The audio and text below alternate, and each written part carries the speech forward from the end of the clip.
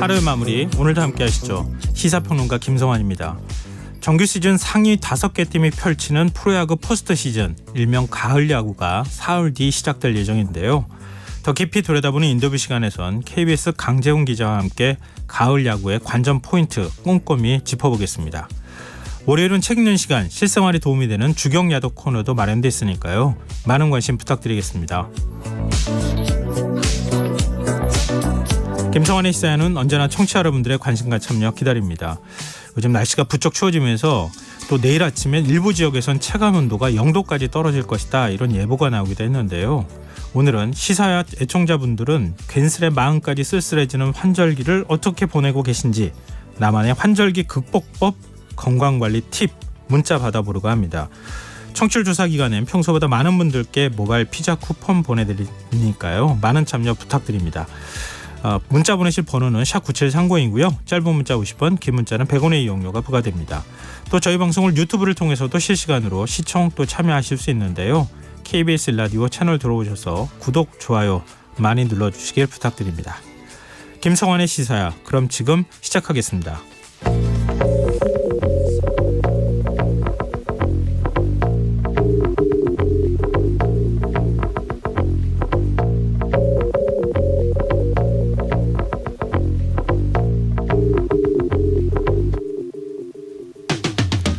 육아휴직에서 복귀한 여직원을 승진해서 탈락시킨 사업주에게 정부가 처음으로 시정명령을 내렸습니다.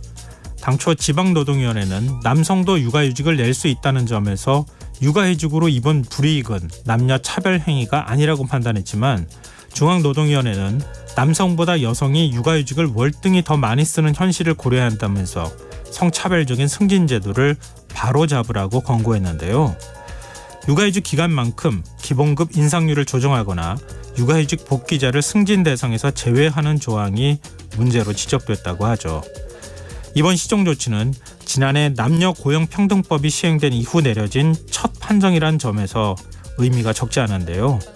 다만 처벌이 과태료 처분에 그친다는 점에서 보완책을 요구하는 목소리도 나옵니다.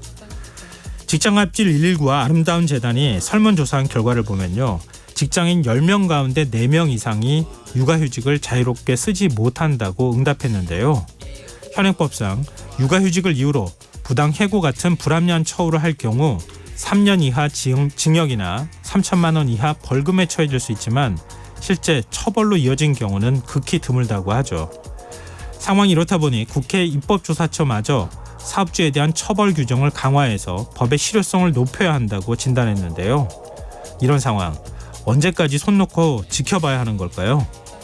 직원들의 육아휴직을 장려하는 한 대기업의 경우 직원들의 출산율이 10년 연속 2명 이상을 유지하고 있다고 하는데요. 저출산을 극복하는 해법, 우리가 알고 있는 그 방법, 실천하는 일이 왜 이렇게 어려운 걸까요? 우리나라 합계 출산율은 0.7명대까지 떨어졌는데 말입니다.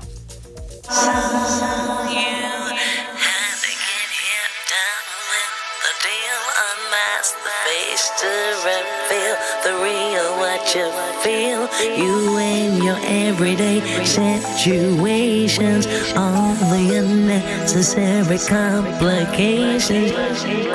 오늘 밤 당신 안에 꿈틀거리는 지식충전 본능이 깨어납니다.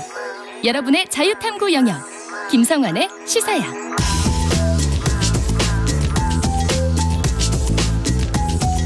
오늘 놓쳤던 뉴스 꼼꼼히 정리해드리는 뉴스야 시간입니다. 시사저널 구민주 기자 나와 계십니다. 안녕하세요. 네, 안녕하세요. 네. 국민의힘 김기현 대표가 임명직 당직 개편을 단행했네요. 네, 보궐선거 참패 사흘 만인 지난 14일 임명직이 총사퇴를 한 후 발생한 공석을 오늘 채운 건데요. 당대표 사퇴 등 책임론이 거론되어 온 김기현 대표가 어제 오후 긴급 의원총회에서 재신임을 받은 후 분위기 전환을 위해 빠르게 움직이고 있는 겁니다. 오늘 발표된 이른바 김기현 2기 체제 인선을 두고도 벌써부터 말이 많은데요. 네. 우선 가장 주목이 됐던 이철규 사무총장 후임 자리에 자리엔 대구 경북 내 지역구를 갖고 있는 이만희 의원이 임명이 됐습니다. 지난 대선 당시 윤 대통령 수행단장으로 활동한 친윤이고요. 네. 김기현 대표가 당장 수도권에 중점을 둔 인사를 하겠다고 의지를 밝힌 것과 달리 김기현, 윤재욱 두 사령탑에 이어서 또 영남 출신 인사를 임명했다는 점에서 좀 평가가 분분한 상황입니다. 이를 의식한 건지 다른 임명직 자리에는 좀 비교적 수도권 인사를 배치하긴 했는데요. 네.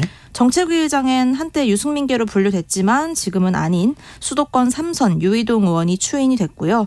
당 싱크테크 여의도연구원장에는 박수영 의원 후임으로 역시나 친윤 수도권 재선 김성원 의원이 인선됐습니다. 시각장애인 국회의원 김예지 의원이 지명직 최고위원이 됐고요. 네. 대변인단으로는 박정하, 윤희석으로 꾸려졌습니다. 근데 친윤 색깔이 좀 더 옅어졌다 이렇게 얘기를 하는데 지금 말씀하신 거 들어보니까 또 그건 또 아닌 것도 같네요. 분류를 하자면 다 이제 친윤으로 분류가 되고 있고요. 네. 이전에 박대출, 이철규 두 인사들에 비해서 좀 비교를 했을 때는 조금 더 실무형에 가깝다. 하지만 친윤인 거는 변함이 없다. 이런 얘기 나옵니다. 언론 분석이 좀 잘못된 거 아닌가 그런 생각도 좀 드는데요. 찐윤회관에서 찐윤에서. 비교적 친윤으로 바뀌었다라고 하는데요. 그것도 옅어지긴 내부엔 또 다른 거네요. 얘기도 나오니까요. 네, 알겠습니다. 근데 김기현 대표가 박대출 전 정책위원장, 그 전이라고 말하긴 그렇죠. 현재 진행형으로 네. 얘기를 해야 될 테니까 박대출 정책위의장을 사무총장에 임명하려고 했는데 마지막에 인선안이 뒤집어졌다 이런 얘기도 나와요. 굉장히 다급하게 바뀐 것으로 좀 예상이 되는데요. 네. 김기현 대표가 박대출 정책위의장을 사무총장으로 내정한 임명안이 당에 공유가 됐는데 돌연 오늘 아침 이 의견이 철회되고 이만희 의원이 사무총장으로 임명이 된 겁니다. 김 대표가 박 의장을 밀어붙인 데 당내 반발이 거셌던 것으로 이제 보이는데요. 네. 이 박대출에서 이만희 의원으로 바뀌는 과정이 언제 이제 정해졌느냐라는 예. 게 이제 그 증거가 조수진 최고위원의 휴대전화 메시지 포착으로 이제 밝혀졌습니다. 네. 오늘 오전 6시쯤인데요. 조 최고위원이 김성호 여의도연구원 부원장에게 박대출 이름이 포함된 임명안을 보낸 건데요. 이걸 받아본 김성호 부원장이 황당하다. 김기현 대표 쫓겨나겠네. 국민 동의 받기 어려운데 연기하자고 해요라고 조수진 최고위원에게 답장한 내용까지 카메라에 포착이 됐습니다. 이 문자가 오간 지 불과 2시간 후인 오전 8시 30분경 당 대변인이 임명안을 언론에 발표했는데요. 여기에는 박대출 대신 이만희로 변경이 돼서 발표가 됐습니다.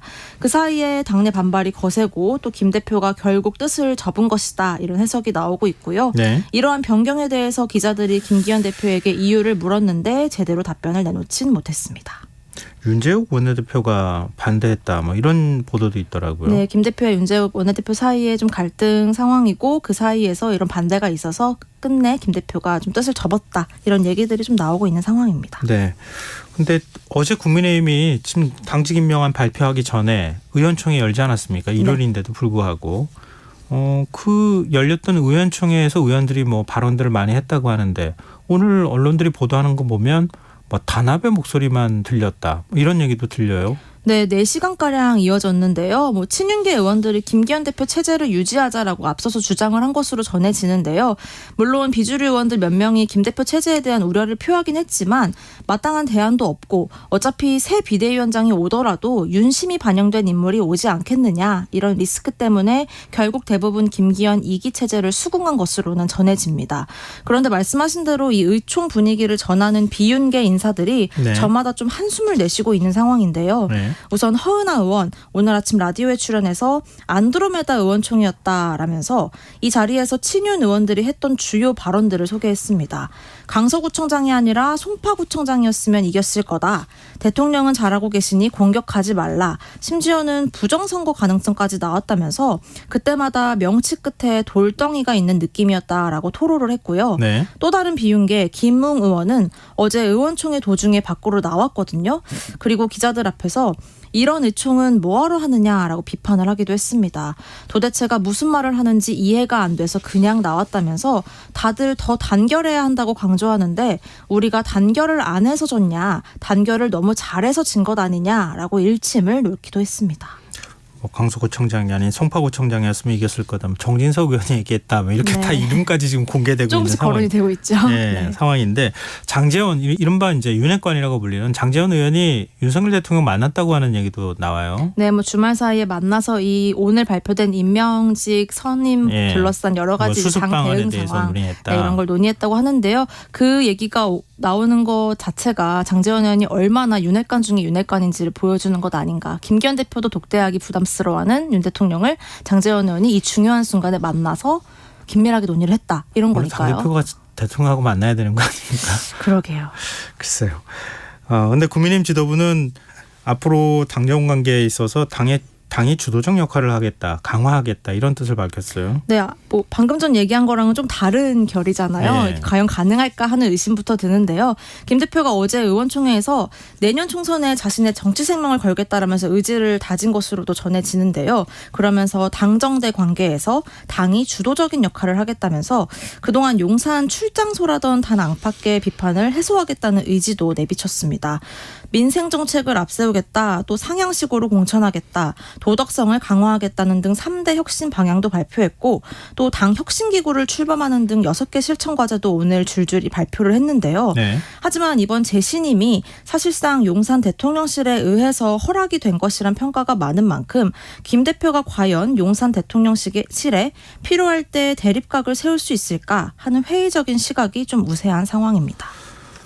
당직 개편에 대한 정치권 반응은 어떻습니까? 일단 민주당의 입장을 보면요. 네. 보궐선거를 통해서 국민이 책임을 물은 주체는 윤 대통령과 김기현 대표인데 쇄신이 되어야 할 사람들이 쇄신을 하겠다고 나서니 어처구니가 없다라고 지적을 했습니다. 윤 대통령을 향해서도 국민 분노에 귀막고 있다면서 뻔뻔하다고 비판했고요.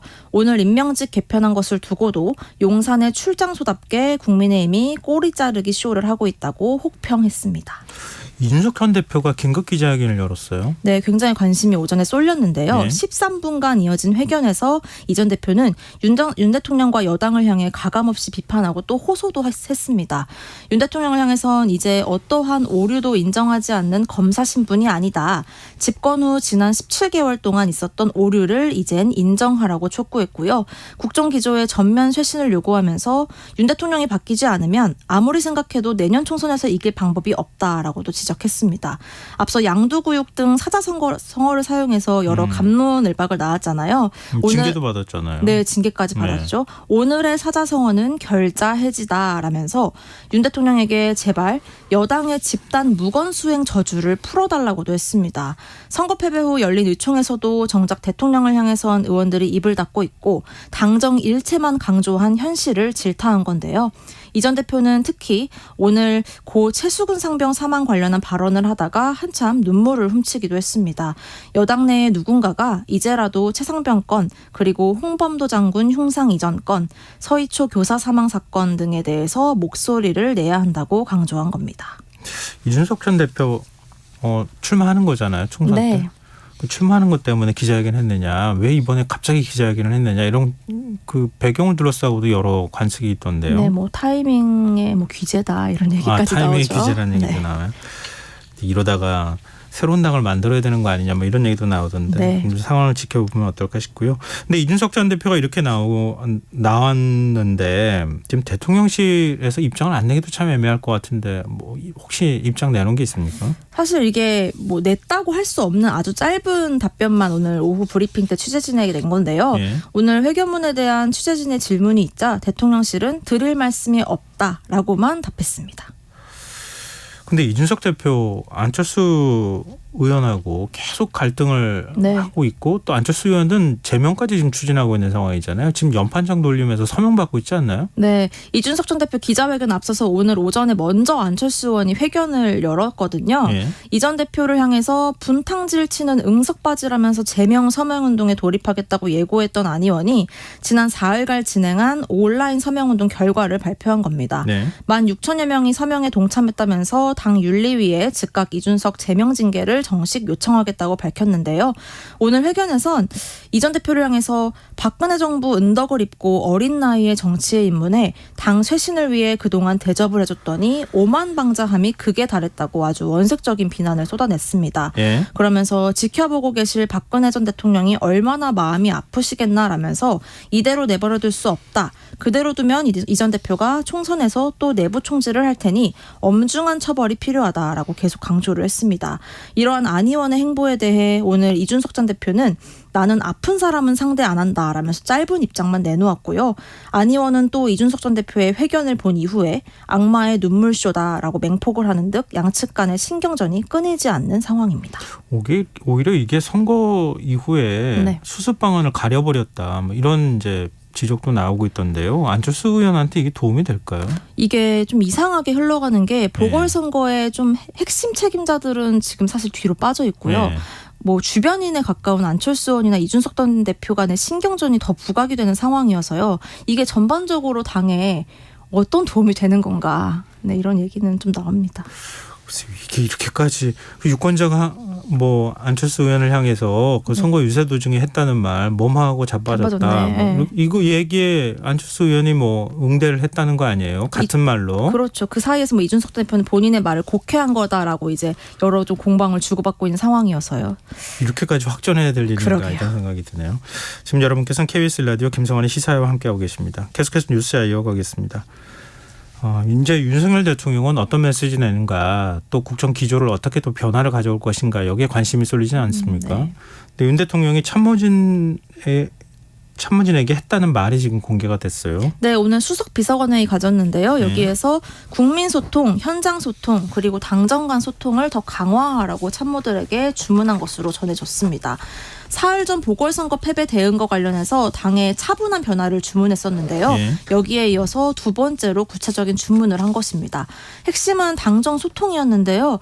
정부와 여당이 좀 더 정책적으로 소통하고 협의를 강화하라는 의미인데 야당이나 또 당내 비주류 의원들이 윤 대통령의 정책 방향에 변화가 있어야 된다고 강조하고 있는 상황인데 예. 윤 대통령은 방향보다는 체감의 부족 문제이니 국민이 더 체감하도록 상호 간의 소통에 더 신경 쓰라 이런 메시지를 낸 것으로 풀이됩니다. 네. 일종 홍보를 더 강화해라 이렇게도 그렇습니다. 얘기할 수 있을 것 같은데 내일부터는 윤 대통령이 직접 물가를 챙기는 겁니까? 그 연장선상으로 좀 소통 강화, 뭐 체감 강화의 연장선상인데요. 예. 윤 대통령은 한덕수 총리와의 오늘 회동에서 국민 체감이 높은 민생 물가 관리를 중점적으로 당부한 것으로 전해집니다. 특히 중동 정세가 술렁이는 상황에서 물가에 대한 우려가 높으니 모든 부처가 만전을 다해달라고 당부하고 본인도 직접 챙기겠다고 한 건데요. 이념 전쟁에 주력했던 기존의 국정 기조에 대해 변화를 줄지는 여전히 미지수입니다. 정의당 얘기를 좀 저희가 못했는데요. 네. 정의당도 지금 득표율이 1%대에 멈췄잖아요. 이 후폭풍이 되게 거세요. 1.83%였는데요. 굉장히 뼈아픈 성적표를 받아들었습니다. 당장 이정미 대표 체제에 의문을 제기하는 목소리 터져 나오고 있고요. 예. 당내 대한신당 당원 모임이 먼저 깃발을 들었습니다. 박원석, 김종대 전 의원 등이 몸담고 있는 이 모임에서 오늘 이정미 지도부 총사퇴 그리고 전면적인 노선 전환을 공개 요구했고요. 이정미 대표의 도전도 변화도 없는 자강론은 이미 실패했다고 지적을 했습니다. 모레엔 정의당의 길을 모색하는 긴급 토론회를 예고하기도 했고요. 이정미 대표 지도부의 일원이었던 김창인 청년정의당 대표도 오늘 지도부 총사퇴를 촉구하며 전격 사퇴했고 신당 창당을 위한 비대위 구성을 예고했습니다. 류호정 장혜영 의원은 일찍부터 세 번째 권력이라는 모임을 중심으로 제3지대 창당을 별도로 준비하고 있는 등 네. 정의당은 그야말로 사분오열 상황인데요. 이정미 대표는 당분간은 지도부를 유지하고 다음 달 중순으로 예정된 재창당 대회 준비에 몰두하겠다는 입장 밝혔습니다. 네. 이제 민주당 얘기 좀 해보죠. 이게 민주당 얘기인지 검찰 얘기인지는 뭐 명확하지는 않지만 양쪽 다 해당되는 얘기겠죠. 검찰이 이재명 대표를 위증교사 혐의로 또 추가 분리 기소했어요. 네, 백현동 의원 기소 나흘 만에 이재명 대표를 또 위증교사 혐의로 기소한 겁니다. 윤석열 정부 들어 네 번째 기소고요. 지난달 27일 법원이 이 대표에 대한 구속영장 기각했을 당시에 백현동과 대북송금 그리고 이 위증교사 혐의 가운데 유일하게 위증교사 혐의에 대해서만 법원이 소명을 어느 정도 인정했다라고 밝혔는데요. 검찰은 혐의가 소명됐다고 법원이 밝힌 만큼 이 부분에 대해서 유죄 가능성이 가장 높다고 보고 따로 재판을 열어서 1심 1심 결과를 최대한 빠르게 받아보겠다 이런 의도로 해석되고 있습니다. 지난번에 백현동 의혹 그 혐의와 관련해서 기소했잖아요. 네. 그거는 기존의 대장동 위례 신도시와 관련해서 병합한다고 얘기를 했잖아요. 네. 이건 그러면은 재판부가 따로 배정이 되는 겁니까? 이게 만약에 병합이 되면 아직 결정은 안 됐고요. 예. 병합이 될 수도 있고 안 될 수도 있는데요. 그건 지켜보고 있는 상황이고. 그런데 안 되면은 따로 별도의 재판부에서 재판이에요. 따로 재판. 그럼 도대체 몇 개를 그래서 재판을 받아야 되는 거예요? 이게 지금 성남 FC 재판 그리고 말씀하신 대장동 위례 재판까지 이제 그 대장동 위례 성남 FC 재판 그리고 공직선거법 재판까지 두 개의 재판을 이미 받고 있고요. 네. 여기에 오늘 이 위증교사 재판이 추가되면서 최소 3개의 재판이 좀 번갈아 이제 출석을 해야 되는 상황에 놓여 있고요. 예. 말씀하신 이 대장동 건이랑 백현동 건이 병합이 안 되면 하나 더 늘어서 4개가 될 수 있고 또 지금 검찰이 보강 수사에 나선 쌍방울 대북 송금 혐의까지 별도 기소가 된다면 최대 5개에 이를 수 있어서요. 이 대표는 이렇게 되면 매주 서울과 수원을 오가면서 이 5개 재판에 출석해야 할 수도 있는 상황이어서요. 민주당에서는 이 때문에 정치 검찰의 정적 죽이기라고 목소리를 굉장히 높이고 있는 상황입니다. 근데 뭐 정자동 의혹과 관련해서도 또 수사한다 그러잖아요. 네, 계속해서 이제 쪼개기 또 수사 늘려가고 있어서요. 어느 것 하나라도 빠르게 재판에서 유죄가 나와서 이 이재명 대표에 대한 수사에서 우위를 점하겠다 이런 걸로 해석이 되고 있습니다. 일단 총선 전까지는 재판 결과가 나오기는 쉽지 않아 보이긴 하는데 어찌됐든 재판받느라고 시간 다 보내야 되는 이런 상황이 네. 계속 분리기소하면서 발생할 수밖에 없다. 거기에 민주당이 굉장히 거세게 반발하고 있다. 이런 얘기가 되겠네요. 자, 국회 국정감사 얘기도 좀 해보죠. 지금 2주차에 접어든 상황인데 과기정통위 국감에서 국정원의 중앙선관위 보안점검 두고 여야 사이에 공방이 있었어요. 네, 한국인터넷진흥원 등 기관에 대한 국감 진행됐는데요. 이 한국인터넷진흥원은 최근에 국정원과 함께 선관위 보안 점검을 실시한 곳이기도 합니다. 야당은 당장 국정원이 강서구 청장 보궐선거 바로 전날 선관위의 해킹 가능성을 발표한 것을 두고 선거에 국정원이 영향을 주려 했던 의도가 명백하다면서 한국인터넷진흥원이 이 보안 점검에 참여한 과정을 집중적으로 캐물었습니다. 또 해킹 가능성이 크다는 국정원 그리고 말도 안 된다는 선관위 중에 어느 쪽 입장인지도 물었는데요. 여기에 대해서 진흥원장은 양측 다 일리가 있다고 답했습니다. 이런 가운데 민주당 박찬대 의원이 이번 국정원의 보안 점검이 역술인 천공의 영향을 받아 실시된 게 아니냐라는 의혹을 오늘 국감장에서 제기하기도 했는데요. 네. 천공이 자신의 유튜브 강의에서 선거 개표 부정이 심하다. 이걸 조심해야 한다라고 경고한 부분을 오늘 직접 국감장에서 재생해서 여당 의원들과 한창 충돌하기도 했습니다. 그리고 국토교통위 국감에서는 LH를 여야가 한 목소리로 질타했다고요? 네, 철근 누락 사태를 촉발시킨 LH의 허술한 관리 감독 그리고 눈 가리고 아웅식의 문제 해결 방식이 국민 불안을 키우고 있다면서 여야 모두 질타하면서 쇄신을 요구했고요. LH의 만연한 전관 카르텔 문제 그리고 시공 등 업체 선정 과정에 대해서도 전반적인 문제를 지적했습니다. 국감에 출석한 이한준 LH 사장은 국민께 큰 심려를 끼쳤다며 고개 숙여 사과했고요. 또 GS건설과 보상 비용을 놓고 지금 갈등 중인 인천 검단 아파트의 예비 입주자들에게 지체 보상금을 먼저 물어주고 건설사의 그 비용을 이후에 받아내겠다라고 약속하기도 했습니다. 행안위 국감에는 오세훈 서울시장이 출석했습니까? 네, 오세훈 시장 출석해서 여러 이야기했는데요. 그중에서도 일주기가 다가오고 있는 이태원 참사 관련해서 얘기를 했습니다.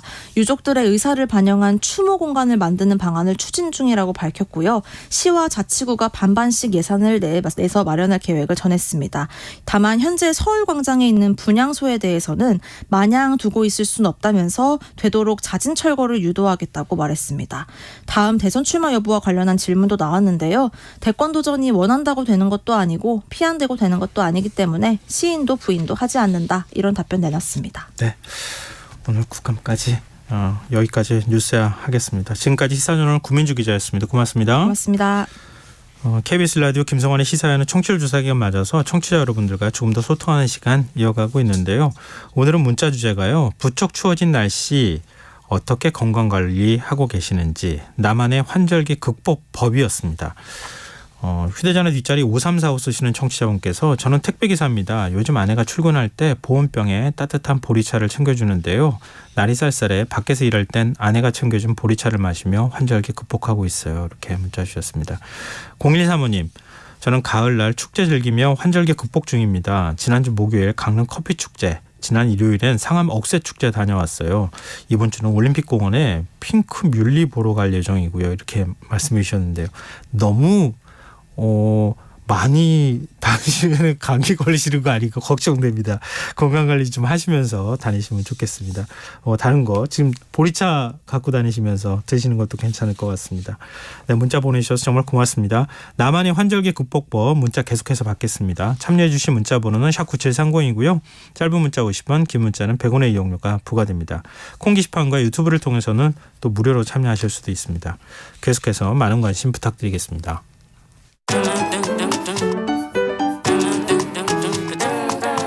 일일 시사권장량 채워가세요. 골고루 담았습니다. 당신만을 위한 하루 시사 김성환의 시사야. 두산 베어스를 마지막으로 2023 가을 야구에 출전하는 5개 팀이 모두 정해졌습니다. 아시안게임 한국 대표팀 금메달에 이어서 LG 트윈스의 29년 만에 정규 시즌 우승 등 KBO 리그가 지금 뜨겁게 오르고 있는 중인데요. 청명한 하늘과 함께 찾아온 2023 가을 야구. 눈여겨봐야 할 키포인트와 핵심 선수, 구단별 우승 확률까지 KBS 강재웅 기자 연결해서 얘기 나눠보도록 하겠습니다. 안녕하세요. 예, 안녕하세요. 네, 두산이 지난 토요일 LG 트윈스와 경기에서 승리하면서 프로야구 포스트 시즌 출전을 확정했는데요. 그러면 이번 가을 야구 출전팀 모두 정해진 겁니까? 네, 흔히 순위 싸움이 역대급이다 이런 표현들을 많이 쓰는데 예. 올해 프로야구는 정말 그야말로 역대급인 것 같습니다. 내일이 프로야구 정규 시즌 마지막 날이거든요. 네. 그런데 지난 토요일이 돼서야 가을 야구 5개 팀이 확정이 됐어요. 여기서 예. 끝난 게 아니고 LG가 1위, KT가 2위를 이미 확정한 가운데 나머지 3팀이 치열한 순위 싸움을 계속 이어왔습니다. 어제까지였는데요. 3위 NC 그리고 4위 SSG가 반경기 차였고 4위 SSG와 5위 두산이 또 반경기 차로 촘촘히 나열되어 있었습니다. 네. 그런데 오늘 경기가 막 끝났는데 오늘 두산이 SSG와의 맞대결에서 지면서 5위가 확정이 됐고요. NC도 가을 야구가 좌절된 기아에 지면서 4위가 됐고 반면 SSG가 반경기 차 앞선 3위가 됐습니다. 그야말로 자고 일어나면 순위가 바뀌는 치열한 레이스입니다. 지금 3, 4위 순위 싸움은 더 치열해지겠는데 이렇게 돼버리면. 네, 사실 어제까지 3위였던 NC가 네. 오늘하고 내일 모두 이기면 자력으로 3위, 즉 예. 준 플레이오프 직행을 확정짓는 유리한 상황이었거든요. 예. 그런데 오늘 경기 무실점 호투하던 NC 선발 패디 20승 투수입니다. 팀의 에이스인데 6회 경기 도중에 강습 타구에 팔을 맞고 교체된 것이 정말 아쉬웠습니다. 결국 3위, 4위 싸움은 내일 최종전까지 치열하게 이어지게 됐는데요. 네. 잠시 설명을 드리면 포스트 시즌에서 3위와 4위, 5위는 큰 차이입니다. 4위와 5위가 맞붙는 와일드카드 결정전은 2선승제로 열리는데요. 네. 3경기가 열리는 것이 아니라 4위가 1승을 먼저 안고 시작하기 때문에 2경기만 열립니다. 그만큼 4위가 절대적으로 유리한데요. 1승이나 1부만 기록해도 준 플레이오프에 진출하게 됩니다. 여기에다가 2경기 모두 4위 팀 홈에서 열립니다. 반면에 5위는 반드시 2승을 거둬야 다음 시리즈에 진출하게 되거든요. 네. 이렇기 때문에 실제로 보면 2015년에 와일드카드 결정전이 도입된 이후에 5위 팀이 준 플레이오프에 진출한 적이 단 한 번도 없습니다. 그만큼 3위를 반드시 총력전으로 이겨서 차지해야 될 분명한 이유가 있는 겁니다. 재밌겠는데요. 야구 팬들 입장에서는 막 손에 지금 땀을 쥐게 하는 그런 경기가 펼쳐지고 있는 것 같은데요. 근데 지금 이번 프로야구 시즌의 최대 이슈라고 해야 되나요? 최대 화제는 29년 만에 LG 트윈스가 정규 시즌에서 우승했다는 거 아니겠습니까? 정말 가을 야구에서 LG가 우승하는 모습 볼 수 있을까요? 네, 어제 LG가 정규 시즌 마지막 경기를 홈 경기로 치렀는데 네. 경기 후에 정규 시즌 우승컵 수여 행사가 예정이 돼 있었어요. 네. 경기 결과에 상관없이 이 행사를 보기 위해서 2만 3천여 명의 만원관중이 잠실구장에 입장을 했습니다. 그러면서 2013년 이후에 13년 만에 팀 120만 관중까지 돌파를 했어요. 그리고 LG는 경기에서도 잠실 라이벌 두산의 역전승을 거뒀는데 마지막 경기도 이겨서 팬들이 흥이 난 데다가 우승컵 수여 행사가 이어지면서 29년 만에 무관의 앙금을 깨끗하게 씻어내는 화려한 대관식이 됐습니다. 사실 LG는 지난해에도 정규리그 2위를 차지한 강팀이거든요. 예. 최근 몇 년 동안에 세대 교체 등 꾸준하게 체질 개선을 해오면서 강팀으로 서서히 이제 부상하게 됐고요. 그리고 여기에다가 화렴정정을 박희근건 올해 사령탑으로 부임한 염경엽 감독이 지도력을 꼽을 수 있을 것 같습니다. 네. 선수들에게 야구에 전념할 수 있는 동기부여를 꾸준히 해줬고 또 특히나 이제 안정적인 팀 운영 능력이 상당히 돋보였어요. 사실 뭐 정규리그 1위를 했지만 위기가 많았거든요. 그 첫 번째 위기가 시즌 초반에 있었습니다. 불펜 필승조인 정우영 선수, 이정용, 고우석 이 선수들이 부상이나 부진 때문에 상당히 팀이 흔들렸는데 이때 뭐 박명근이나 유영찬, 백승현, 함덕주 같은 젊은 선수들에게 기회를 줬고 이 선수들이 기대에 부응하면서 위기를 잘 넘길 수 있었습니다. 그리고 팀에 참 그 원투펀치도 하고 하는데 에이스 선수, 에이스인 외국인 선수 켈리가 시즌 초반에 상당히 부진을 했었거든요. 네. 그래서 뭐 이제 바꿔야 되는 거 아니냐 시즌 도중에 이런 얘기도 사실 팬들 사이에서 나왔었는데 믿음을 주면서 결국 후반기에 반등을 이끌어냈습니다. 그리고 그 원투펀치였던 함께 그 중요한 선수였던 플로코 선수가 부상으로 빠진 7월 말에 키움에서 최원태 선수를 영입해서 선발진을 탄탄하게 한 것도 LG가 우승할 수 있었던 어떤 승부수였던 것으로 기억이 됩니다. LG 팬들 내 생에 LG가 우승하는 장면 볼 거라고 생각 못했다고 얘기할 정도로 막 눈물도 펑펑 흘렸다고 그런 얘기를 제가 들었는데요. 그러면 지금 이제 LG 입장에서는 정규 시즌 1위 팀이 됐으니까 한 20일 이상 휴식을 취할 수 있잖아요. 그렇죠. 근데 한국 시리즈 가서 훨씬 유리한 위치에 설 수밖에 없는데 이런 LG에서 볼 때 제일 위협적인 팀은 어디일 거라고 보세요? 글쎄요. 상당히 실전 감각을 유지하는 게 LG로서는 상당히 중요할 것 같은데요. 네. 지금 말씀하신 대로 한 3주 정도 시간이 남았잖아요. 네. 그러다 보니까 이제 11구, 19일부터 2군 2천 캠프에 이동을 해서 합숙훈련을 시작해서 청백전 같은 걸로 실전 감각을 많이 유지를 하고 3주 뒤에 이제 한국 시리에 맞춰서 몸 상태를 끌어올리는 데 초점을 맞출 계획이라고 합니다. 우선 계획은. 네. 근데 지금 보면 사실 지금 이 포시즌 제도의 어떤 고민이 뭐냐면 상위 팀에게 너무나 유리한 제도입니다. 그래서 4, 5, 5위 팀이 와일드카드 결정전부터 시작해가지고 한국 시리즈 직행팀을 꺾고 우승할 수 있느냐 사실 쉽지 않거든요. 네. 그래서 이제 KBO에서는 미국 메이저리그 식으로 그 상위 6개 팀이 동시에 토너먼트를 치르자 이런 게 공정하고도 재밌지 않느냐 이런 얘기도 사실 나오고 있거든요. 하지만 어찌됐건 현행 제도 하에서는 한국 시리즈에 직행한 LG의 우승 확률이 가장 높은 것이 사실입니다. 그리고 지금 말씀하신 대로 어떤 팀이 올라오느냐 뭐 LG에게 가장 좋은 팀이겠느냐 유리하겠느냐 이것보다는 그 현행 제도에서는 플레이오프까지 그 접전이 펼쳐져서 최대한 지친 상태의 팀이 올라오는 것이 LG에게 가장 유리하다. 이렇게 얘기할 수 있을 것 같고요. 반면에 LG로서 가장 만나기 싫은 상대가 있다면 2위 KT일 겁니다. 왜냐하면 LG에 이어서 일찌감치 2위를 확정하면서 여유 있게 가을 야구를 준비를 하고 있고요. 특히 무서운 건 KT 저력이거든요. 잘 아시다시피 2021년에 KT가 통합 우승을 차지했어요. 그때 사실 우승 경험이라는 게 그 단기전에서는 큰 힘으로 작용을 하거든요. 당시 우승했던 멤버들이 고스란히 남아있고 그 베테랑들이 또 활약을 하고 팀의 중심으로 활약을 하고 있고요. 특히 선발진이 상당히 KT는 튼튼합니다. 반면에 이제 LG 같은 경우에는 이 고민이 뭐냐면 한국 시리즈 경험이 있는 선수가 별로 없다는 거예요. 최근에 세대 교체가 이루어지기도 했지만 이런 부분이 고민이어서 좀 대비가 되고 특히나 팀 전력상으로 볼 때 전반기에 에이스 역할을 해줬던 외국인 선수 플로코가 정규 시즌 막바지 전력에서 이탈을 했고 그 건강 문제로 이탈이 길어지면서 사실상 포스트 시즌에서 제외될 전망입니다. 이 부분이 가장 LG로서는 고민이라고 볼 수 있을 것 같습니다. 이변이 일어날 가능성 없을까요? 예를 들어 4위 팀이 계속 이기고 올라가는 거죠. 옛날에 두산도 그랬던 기억이 있는데요. 그럴 가능성은 없을까요? 뭐 보통 이른바 업셋이라고 하는데요. 뭐 한 4위 팀이 포시즌까지, 그러니까 한국 시리즈까지 올라가는 경우들, 이렇게 하위 팀이 이제 계속 이겨서 올라가는 경우들이 종종 있기는 하지만 아무래도 그 준표도 오전 3선승제고 플레이오프도 오전 3선승제거든요. 빨리 이기고 올라간다면 그만큼 전력을 아낄 수 있지만 이런 단기전에서는 시리즈가 길어지면 투수력 싸움인데 그 투수를 많이 소모하게 되면서 아무래도 그 팬들은 많이 바라겠지만 그만큼 뭐 기적이 이루어질 확률은 좀 높지 않고 상위 팀이 더더군다나 이제 뭐 플레이오프에 직행하거나 한국 시리즈에 직행한 팀이 아무래도 유리하지 않을까 이렇게 생각이 됩니다. 네. 근데 이번에는 한때는 프로야구 관중 수가 많이 줄었다 이렇게 걱정하는 목소리도 있었는데 관중 수가 800만 명을 돌파했다고 해요. 이렇게 관중들이 그 프로야구에 좀 뭐랄까요? 인기가 높아지는 이유가 있을까요?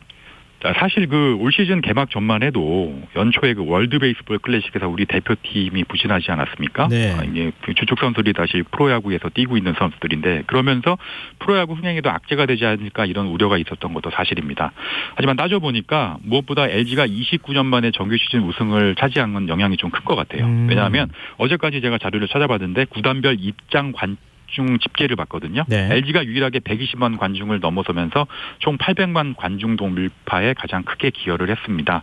그리고 디펜딩 챔피언인 SSG도 100만 관중을 넘어섰고요. 가을 야구를 확정한 두산도 95만 명으로 이 관중 집계에서 3위를 차지했습니다. 그리고 뭐 흔히 엘로끼 동맹이라고 팬들이 얘기를 하는데 전통적으로 팬층이 두터운 기아, 롯데 이런 팀들이 뭐 결국 좌절되긴 했지만 네. 시즌 막바지까지 아무래도 가을 야구를 향한 경쟁을 어느 정도 꾸준히 이어와 준 것들이 어떤 흥행에 좀 좋은 호재가 되지 않았나 이렇게 생각이 됩니다.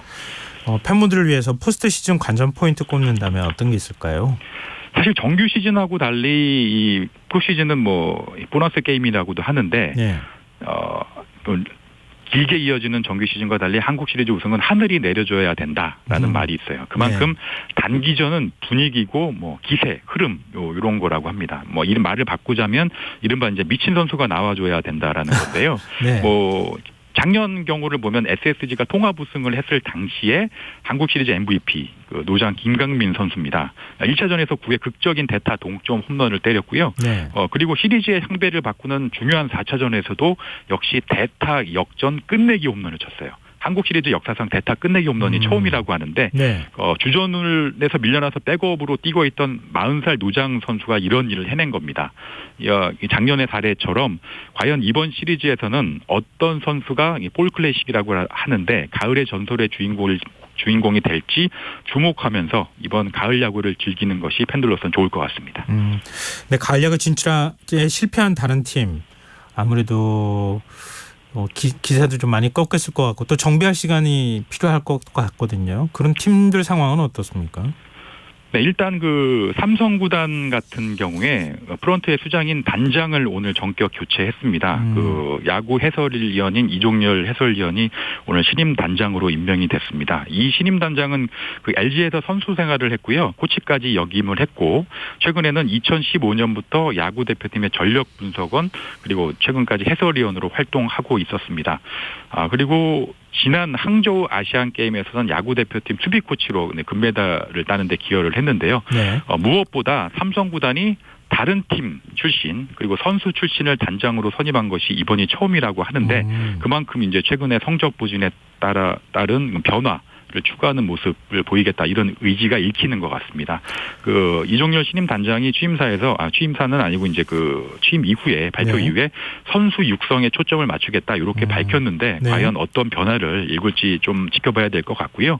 그리고 서튼 감독의 건강 문제로 시즌 도중에 사퇴한 롯데 같은 경우에도 이종훈 감독 대행 체제로 잔여 시즌을 치렀는데 신임 감독 발표가 조만간 곧 나오지 않을까 정규 시즌 끝나면 바로 그렇게 예상이 되고 현재로서는 김태형 전 두산 감독이 유력한 후보로 거론이 되고 있습니다. 뭐 사실 기사도 뭐 유력하다 이렇게 나오고 있는데 뭐 최근에도 계속 나왔던 얘기긴 하지만 사실 또 징크스가 이렇게 기사가 나오면 또 뒤집히는 경우들도 좀 있거든요. 그래서 좀 지켜봐야 될 것 같고 롯데 같은 경우에는 2019년 단장 취임 이후에 이렇다 할 성과를 내지 못한 성민규 단장의 거치도 좀 지켜봐야 될 것 같고요. 이밖에 가을 야구가 좌절된 기아 역시 그 투자를 많이 했는데 이제 뭐 부상 선수가 많아서 운이 좀 없긴 했지만 어찌됐건 가을 야구 진출에 실패했기 때문에 김종국 감독 뭐 계약 기간이 남아 있긴 하지만 교체 가능성도 배제할 수 없을 것 같습니다. 네.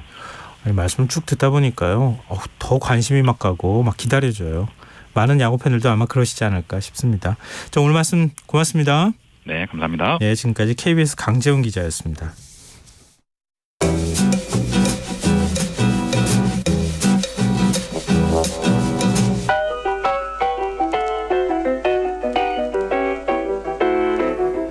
흔히들 후회 없는 삶을 살고 싶다 이런 이야기들 많이 하는데요.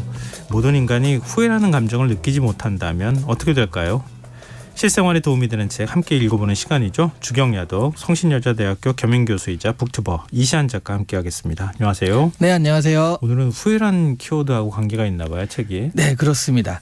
이 문신했다 지우는 사람들이 좀 있잖아요. 네, 근데 그렇게 그 얘기하죠. 여러 가지 문신 뭐 그림이나 문구 중에 가장 많이 지우는 문신 문구가요. 노 리그렛이랍니다. 후회하지 않는다. 아, 그래요? 문신 문구를 후회하지 않는다. 저는 한때 연인이었던 사람 이름 하는 사람 듣는데 그거 후회할 것 같은데 네. 그건 아니에요? 네. 그러니까 아예 후회하지 않는다라고 이렇게 써놓고서 그걸 네. 제일 후회하고 지워버리는 거죠. 사실 그러신 분 많잖아요. 후회하지 말자라든가 내 사전에 후회 같은 건 없어 이렇게 말하시는 분들 많잖아요. 그럼 대단하게 느껴지더라고요. 네, 그렇게 네. 얘기하면 너무 당당해 보이잖아요. 근데 이런 분들의 심리를 가만히 보면 이런 분들이 오히려 과거 선택에 잔상이 많이 남는 스타일일 수도 있어요. 역으로. 네, 그러니까 후회하기가 좀 쉬운 스타일이다 보니까 네. 일부러 후회 안 한다. 나는 후회하는 사람이 아니다라고 자기 스스로를 좀 세뇌하는 게 아닐까 싶기도 합니다. 네. 오늘 소개해드릴 책을 보시면 근데 이렇게까지 후회를 안 하려고 노력하지 않아도 될 것 같다라는 그런 말을 전해드리는 책이거든요. 네. 오늘 소개해드릴 책이요. 후회가 우리 삶에 얼마나 도움이 되는가를 알려주는 책입니다. 다니엘 핑크의 후회의 재발견이에요. 아, 이거 고민스러운데요. 후회 많이 해도 된다는 거잖아요. 뭐 후회를 잘 활용해보자 이런 얘기죠. 네. 후회가 어디 만져지는 것도 아닌데 어떻게 그쵸. 재발견하는 게 좋을까? 네. 책에는 어떻게 재발견하는 게 좋다고 말합니까? 일단 책은 크게 세 가지 3부로 나뉘고 있습니다. 네. 1부는 후회 다시 보기로요. 후회의 순기능에 대한 이야기를 하고요. 2부가 후회 파헤치기. 그래서 후회가 다양해 보이지만 네. 본질적으로는 4가지 정도로 정리가 된다고 해요. 그리고 3부에서는 후회 활용하기로요.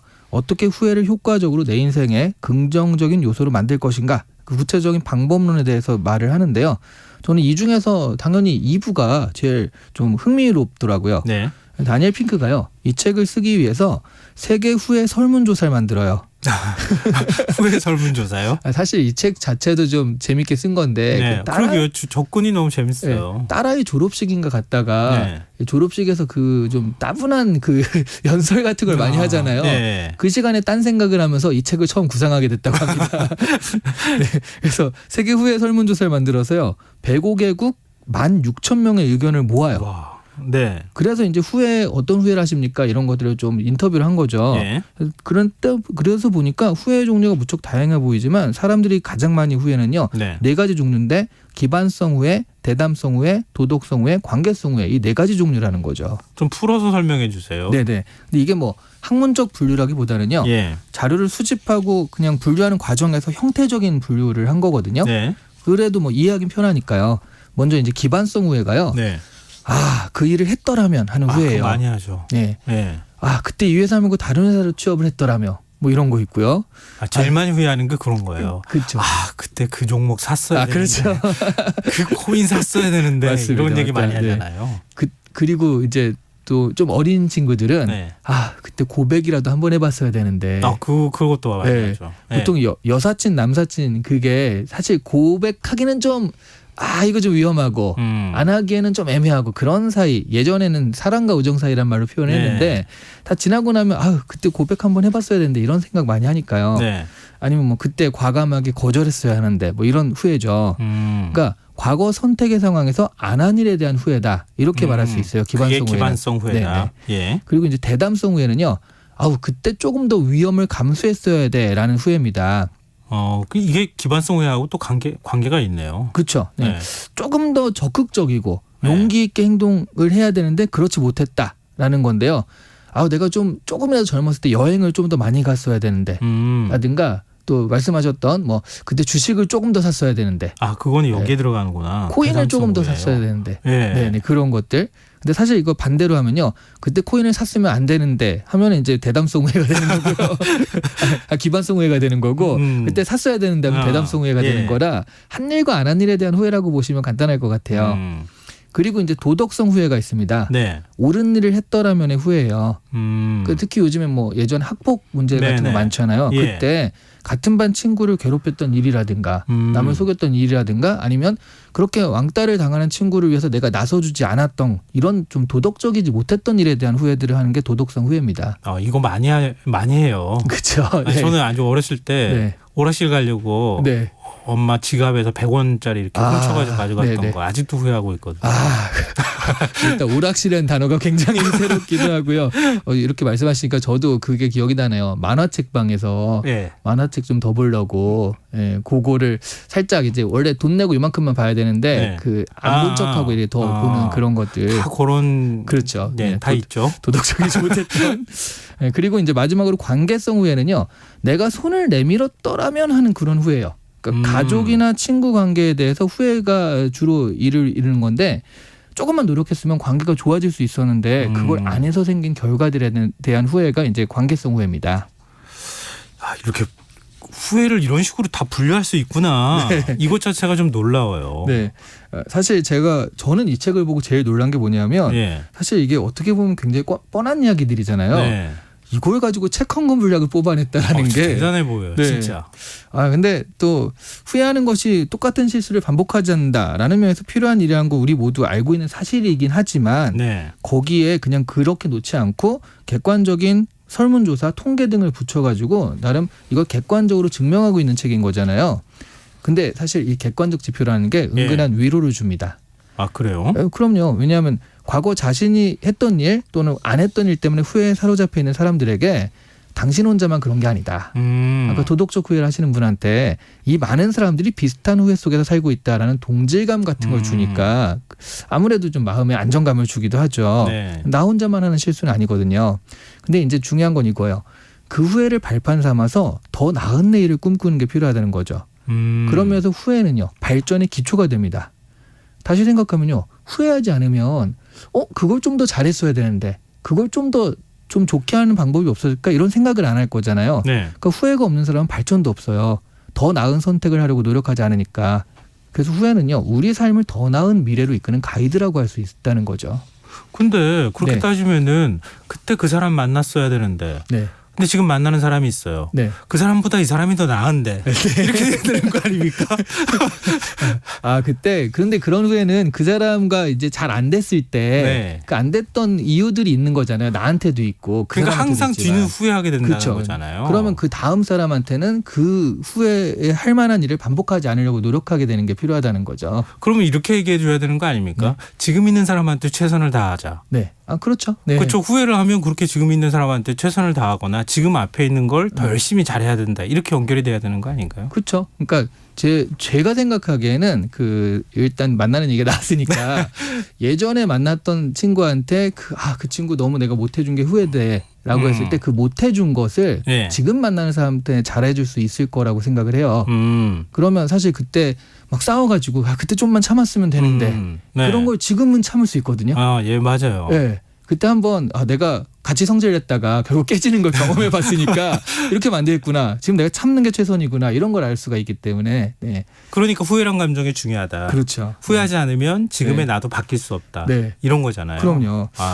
저는 이 책에서 소개한 중국 속담 만화가 굉장히 인상 깊은 게 있는데요. 예. 이런 말입니다. 나무를 심기에 가장 좋은 시기는 20년 전이었다. 두 번째로 좋은 시기는 바로 오늘이다입니다. 이게 외국어 연습을 시키는 교재를 보면요. 예. 그 드릴이라는 게 있어요. 빈칸을 놔두고 같은 문법 구조를 반복시키는 거거든요. 예. 이걸 드릴이라고 하는데 반복학습이죠. 이 중국 속담의 드릴을 한번 해보면요. 우리 인생에도 적용되는 게 굉장히 많거든요. 네. 그러니까 괄호 열고 모모의 가장 좋은 시기는 20년 전이었다. 두 번째로 좋은 시기는 바로 오늘이다. 이거를 애청자 여러분도 한번 그 괄호를 한번 채워보시면 좋을 것 같아요. 뭐 운동을 시작하기에 아니면 영어를 공부하기에 독서 습관을 들이기에 아니면 가족들에게 사랑한다고 말하기에 또 우리 진행자님처럼 주식을 사기에 가장 좋은 시기는 20년 전이었다. 두 번째로 좋은 시기는 오늘이다. 이런 식으로 우리 삶에 좀 대입을 해보면 좀 그때 그거라고 생각할 만한 것들이 하나쯤 있을 것 같아요. 주식 얘기 나왔으니까 그런데요. 네. 계속 후회만 하면 어떡해요? 그렇죠. 그때 샀어야 되는데 그런데 못 사는 거예요. 네. 이건 성격의 문제인가요? 약간 그런 것도 같아요. 근데 제가 이제 뭐 챗GPT나 이런 강연을 하면서 네. 그 너튜브 이런 데 출연을 하면 항상 1월 달쯤에 주식을 추천해달라고 그랬단 말이에요. 네. 그래서 잘 모르니까 주식은 그러면 여기서 이게 제일 좋을 거라고 말을 했거든요. 네. 4배가 된 거예요, 지금. 그렇더라니까요. 네, 그래서 저도 말만 하지 말고 저도 샀으면 됐는데 후회하고 있습니다. 네. 그럼 계속 후회는 중요하지만 네. 계속 후회만 하면은 아무것도 발전이 없는 거잖아요. 네네. 그럼 아무래도 어떻게 해야 될까? 아무래도 그러면 이제 후회를 잘하는 게 중요하거든요. 그래서 이 책에서도요. 그 후회를 하기 위해서 좀 잘하기 위해서 어떻게 하면 좋을지 방법론으로 제시하고 있기도 합니다. 네. 그 3부가 바로 그런 거거든요. 예. 후회 최적화 프레임 같은 것들인데 아직도 자신을 좀 괴롭힌 후회가 있다라고 한다면 이 예. 3부의 기술적인 방법론을 좀 잘 적용해서 보시는 것도 괜찮을 것 같아요. 예. 근데 다니엘 핑크가 얘기하기를 후회하는 능력은 고등 동물만이 가지고 있는 일종의 특권이라고 말합니다. 그러니까 후회야말로 인간을 인간답게 만드는 요소고요. 인간이 스스로를 발전시킬 수 있었던 열쇠라는 거죠. 네. 이 능력 덕분에 인간은 다른 동물보다 뛰어난 존재가 될 수 있었고요. 그러면서 그 후회는 피해야 할 감정이 아니라 최적화해서 활용해야 하는 감정이다. 이렇게 또 얘기를 하는 거죠. 약간 좀 위로하는 느낌을 받게 되는데요. 그렇죠. 그러니까 너무 힘들어하지 마. 네. 그 논리적인 그 힐링 에세이 뭐 이런 느낌이 또 살짝 있어요. 그래서 뭐 어찌 됐든 간에 후회라는 건 앞으로 네. 나아가기 위한 삶의 동력이 되는 것이다. 일종의 연료 같은 게 되는 거네요. 그렇죠. 그러니까 후회라고 한다면 부정적인 느낌 때문에 이게 과거에 사로잡혀서 발전 없는 사람 같다라는 느낌이 드는 거지만 사실 적절한 후회는요. 자신의 미래를 보다 좋게 만들어가는 필수 불가결한 것입니다. 찰스 디킨스의 크리스마스 캐럴 기억하시죠? 네. 좀 있으면 또 크리스마스인데요. 구두쇠 스크루지에게 크리스마스 전날에 나타나서 이대로 살면 후회할 것을 미리 보여주는 게 그 유령들인 거잖아요. 네. 그래서 이 후회를 미리 경험해 볼 수 있으니까 스크루지를 해코지하려고 했던 게 아니라 그 후회라는 건 스크루지를 더 나은 사람으로 만들려고 했다라는 것을 기억하시면 이 후회라는 걸 어떻게 활용하면 좋을지 가장 좀 잘 보여주는 예시일 것 같아요. 참 오늘 갑자기 후회라는 얘기를 이렇게 많이 하니까 제가 후회하고 있는 게 뭘까 하는 걸 오히려 생각하게 그쵸. 되는데요. 네네. 자, 끝으로 우리가 지금 이 책 읽어야 하는 이유도 정리해 주시죠. 네, 후회를 하다 보면 우리한테 분명 고통이 될 때가 있거든요. 네. 근데 그 고통이 그냥 고통으로 끝나고 말 것인가 성장통이 될 것인가 이거는 받아들이는 우리의 자세에 달려 있다라고 생각을 합니다. 그런 의미에서 성장통이 될 수 있게 우리를 좀 이끌어주고 제시해주는 것이 바로 이 책이 아닌가. 우리 인생의 후회라는 것이 굉장히 빛날 수 있다라는 것을 깨닫게 해주는 책이 아닌가 싶습니다. 네. 청취자 2828님께서요. 두 분 다 예전에 만났던 사람을 잡지 못했다는 것에 대한 후회에 격하게 공감하시는지 후환이 두렵지 않으신지 궁금하네요. 걸렸다. 저도 뭐 그렇지만요. 이렇게 제도 붙여주셨어요. 다 비슷한 것 같습니다. 네. 오늘 주경야도 여기까지 하겠습니다. 지금까지 북튜버 이시안 작가와 함께했습니다. 고맙습니다. 네, 감사합니다.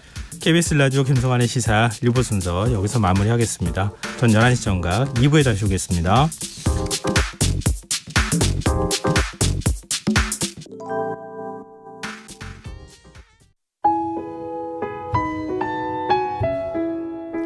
청취자 여러분, 위기가정을 찾아주세요. 어려운 경제 상황 속에서 긴급한 경제적 지원이 필요한데도 복지 사각지대에 놓여 있어 아무런 지원도 받지 못하고 극한 상황으로 내몰리고 있는 위기가정이 늘고 있습니다. KBS 강태원 복지재단에서는 사회 안전망에서 벗어나 위기에 처해 있는 가정을 발굴해 긴급 지원하는 사업을 진행합니다. 여러분 주위에 스스로의 힘만으로는 도저히 일어설 수 없는 힘든 이웃이 혹시 있는지 찾아봐 주세요.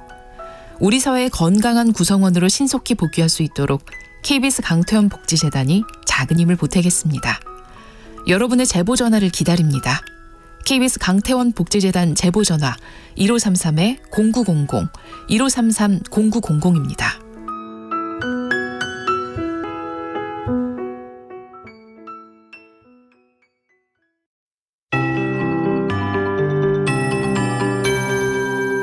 KBS 58분 날씨. 내일 아침견 오늘보다 낮아지겠습니다. 특히 내륙 대부분 지역 아침견 5도 안팎까지 내려가겠고 바람도 약간 강하게 불어 체감 온도는 더 낮아 춥겠습니다. 내륙 대부분 지역에서 아침에 서리가 내린 곳이 있겠고 강원 내륙과 산지 그 밖에 높은 산지는 아침견이 0도 안팎까지 내려가 얼음이 온 곳도 있겠습니다. 농작물 관리에 유의하시기 바랍니다.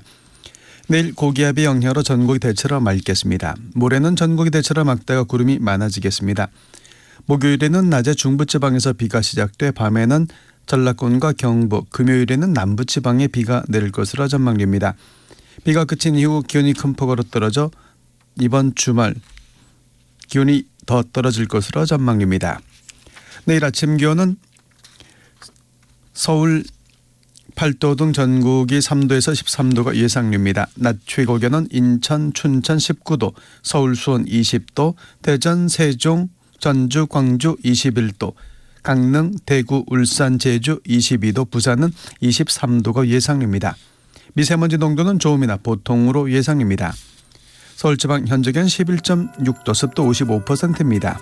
KBS 58분 날씨 단검매입니다.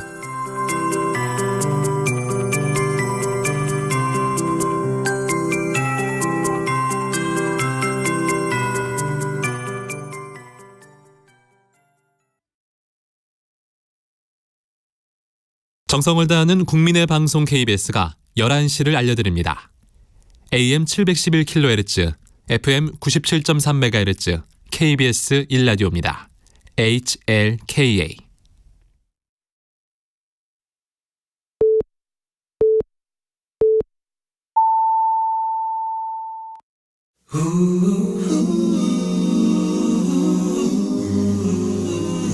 이 밤 그냥 보내긴 아쉬우니까요. 당신의 하루의 끝까지 야무지게 채워드립니다. 당신의 지식 충전소 김성환의 시사야.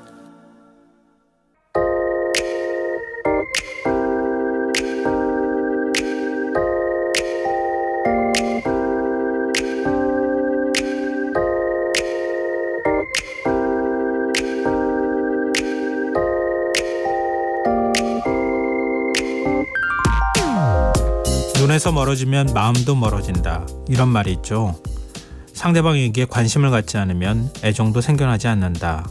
대략 이런 뜻일 텐데 이건 비단 인간관계에만 적용되는 원리는 아닌 듯합니다. 샤오웨이 리 유엔 세계 식량계획 아프가니스탄 사무소장이 한국을 찾은 지 나흘 만인 오늘에서야 그의 인터뷰 기사를 읽게 됐습니다. 세계의 관심이 온통 쏠려 있는 팔레스타인 가자지구 못지않게 처참한 상황에 처한 곳이 지금 아프가니스탄입니다. 리 소장에 따르면 세계 식량계획이 국제 이주기구와 협동해 세 차례 강진이 강타한 서부 헤라트 지역 마을에 대한 피해 조사를 실시했다고 하는데요.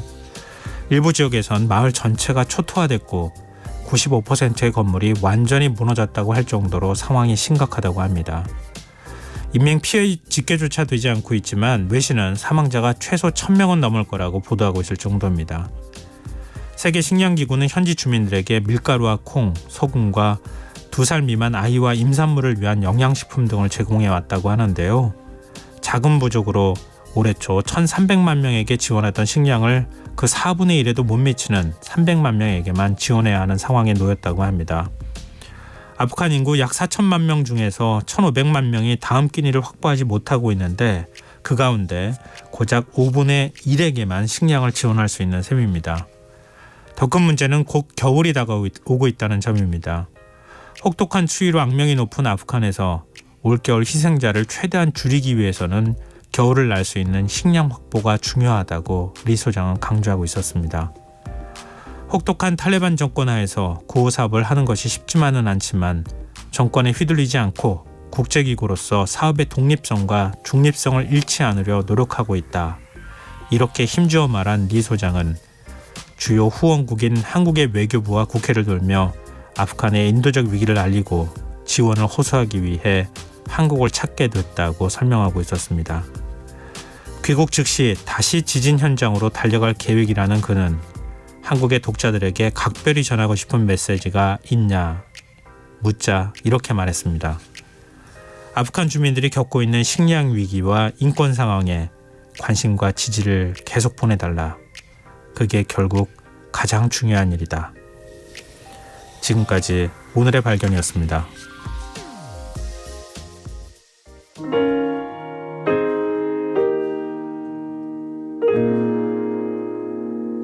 이제부터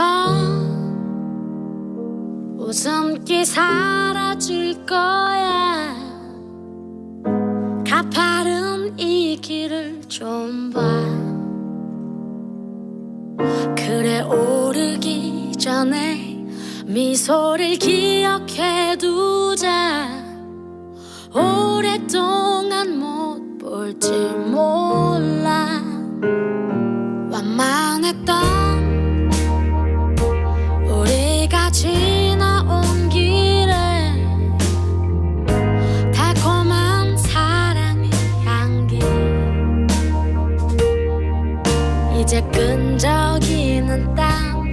거칠게 내쉬는 숨이 우리 유일한 대화일지 몰라.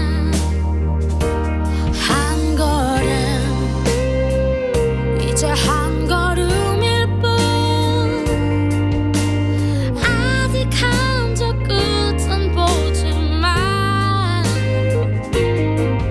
평온했던 길처럼 계속 나를 바라봐줘. 그러면 견디겠어. 사랑해 이 길 함께 가는 그대. 굳이 고된 나를 택한 그대여. 가끔 바람이 불 때만 저 먼 풍경을 바라봐. 올라온 만큼 아름다운 우리 길. 기억해 혹시 우릴 손 놓쳐도 절대 당황하고 헤매지 마요. 더 이상 오를 곳 없는 그곳은 넓지 않아서 우린 결국엔 만나요. 오른다면.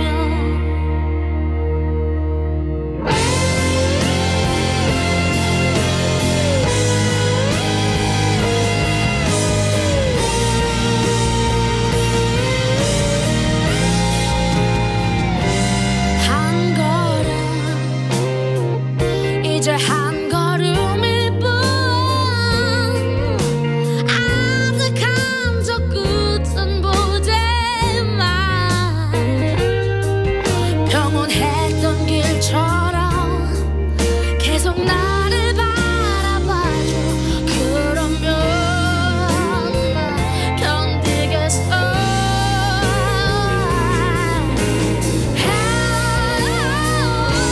사랑해 이 길 함께 가는 그대여.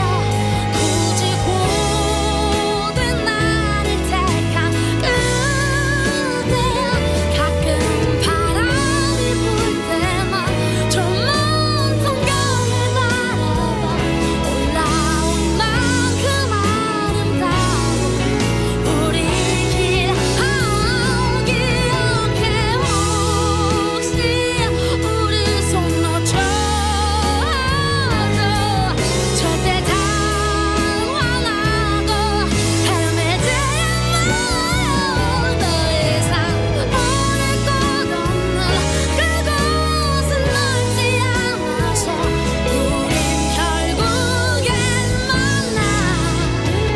크게 소리쳐 사랑해요. 저 끝까지.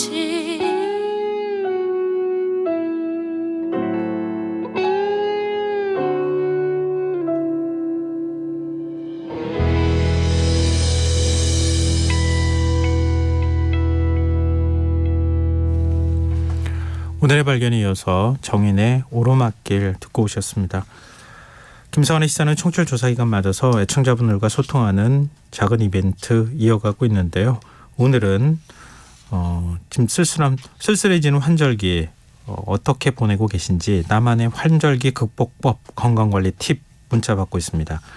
청취자분들께서 정말 많이 참여해주고 계시는데요. 휴대전화 뒷자리 2849 쓰시는 청취자분께서 환절기 때 저는 생마를 꾸준히 먹어요. 생마를 먹으면 면역력이 높아지고 피로회복은 물론 다이어트에도 좋다고 해서요. 환절기엔 면역력이 떨어지면 감기 걸리기 쉽잖아요. 이렇게 문자 주셨는데요. 생마가 이렇게 좋은지 저도 처음 알았습니다. 그리고 7936님.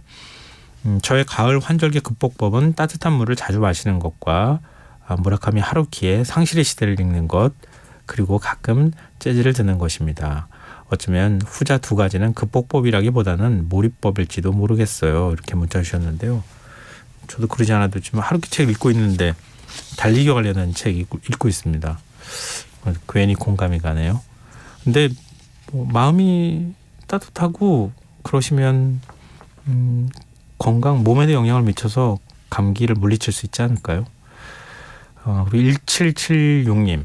환절기에는 우울감과 무기력감이 높아진다고 하더라고요. 이럴 때 가장 좋은 것이 운동. 그래서 아침마다 걷기 운동하고 있는데 강력 추천드려요. 이렇게 문자 주셨습니다. 요즘 그 맨발로 걷는 게 유행이더라고요. 정말 많은 분들이 맨발로 걸으시던데요. 그게 굉장히 몸에 또 좋다 이렇게 좀 많이 알려지고 있는 모양이더라고요. 아침마다 집 근처에 맨발로 걸으시는 뭐 그런 장소가 좀 있으시면 너무 많이 무리하실 필요는 없지만 걸어보시는 것도 괜찮을 것 같습니다. 네, 환절기 극복법 건강관리 팁 문자 주셔서 고맙습니다. 저희가 청취율 조사 기간 추첨을 통해 평소보다 많은 분들께 3만 원 상당의 모바일 피자 쿠폰 보내드릴 텐데요. 참여하신 문자 번호는 #9730이고요. 짧은 문자 50원, 긴 문자는 100원의 정보 이용료가 부과됩니다. 또 콩 게시판 KBS 라디오 유튜브 채널을 통해서도 무료로 참여하실 수 있습니다.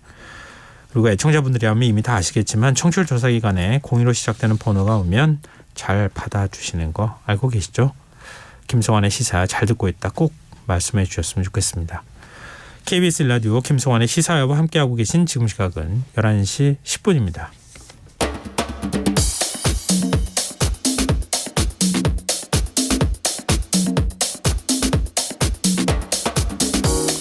오늘 일어난 세상 곳곳의 소식들 당일 배송으로 전해드립니다. 밤천 뉴스 이현경 뉴스캐스터 함께하겠습니다. 안녕하세요. 네, 안녕하세요. 네, 이거 전세 사기 이거 어쩌면 좋습니까?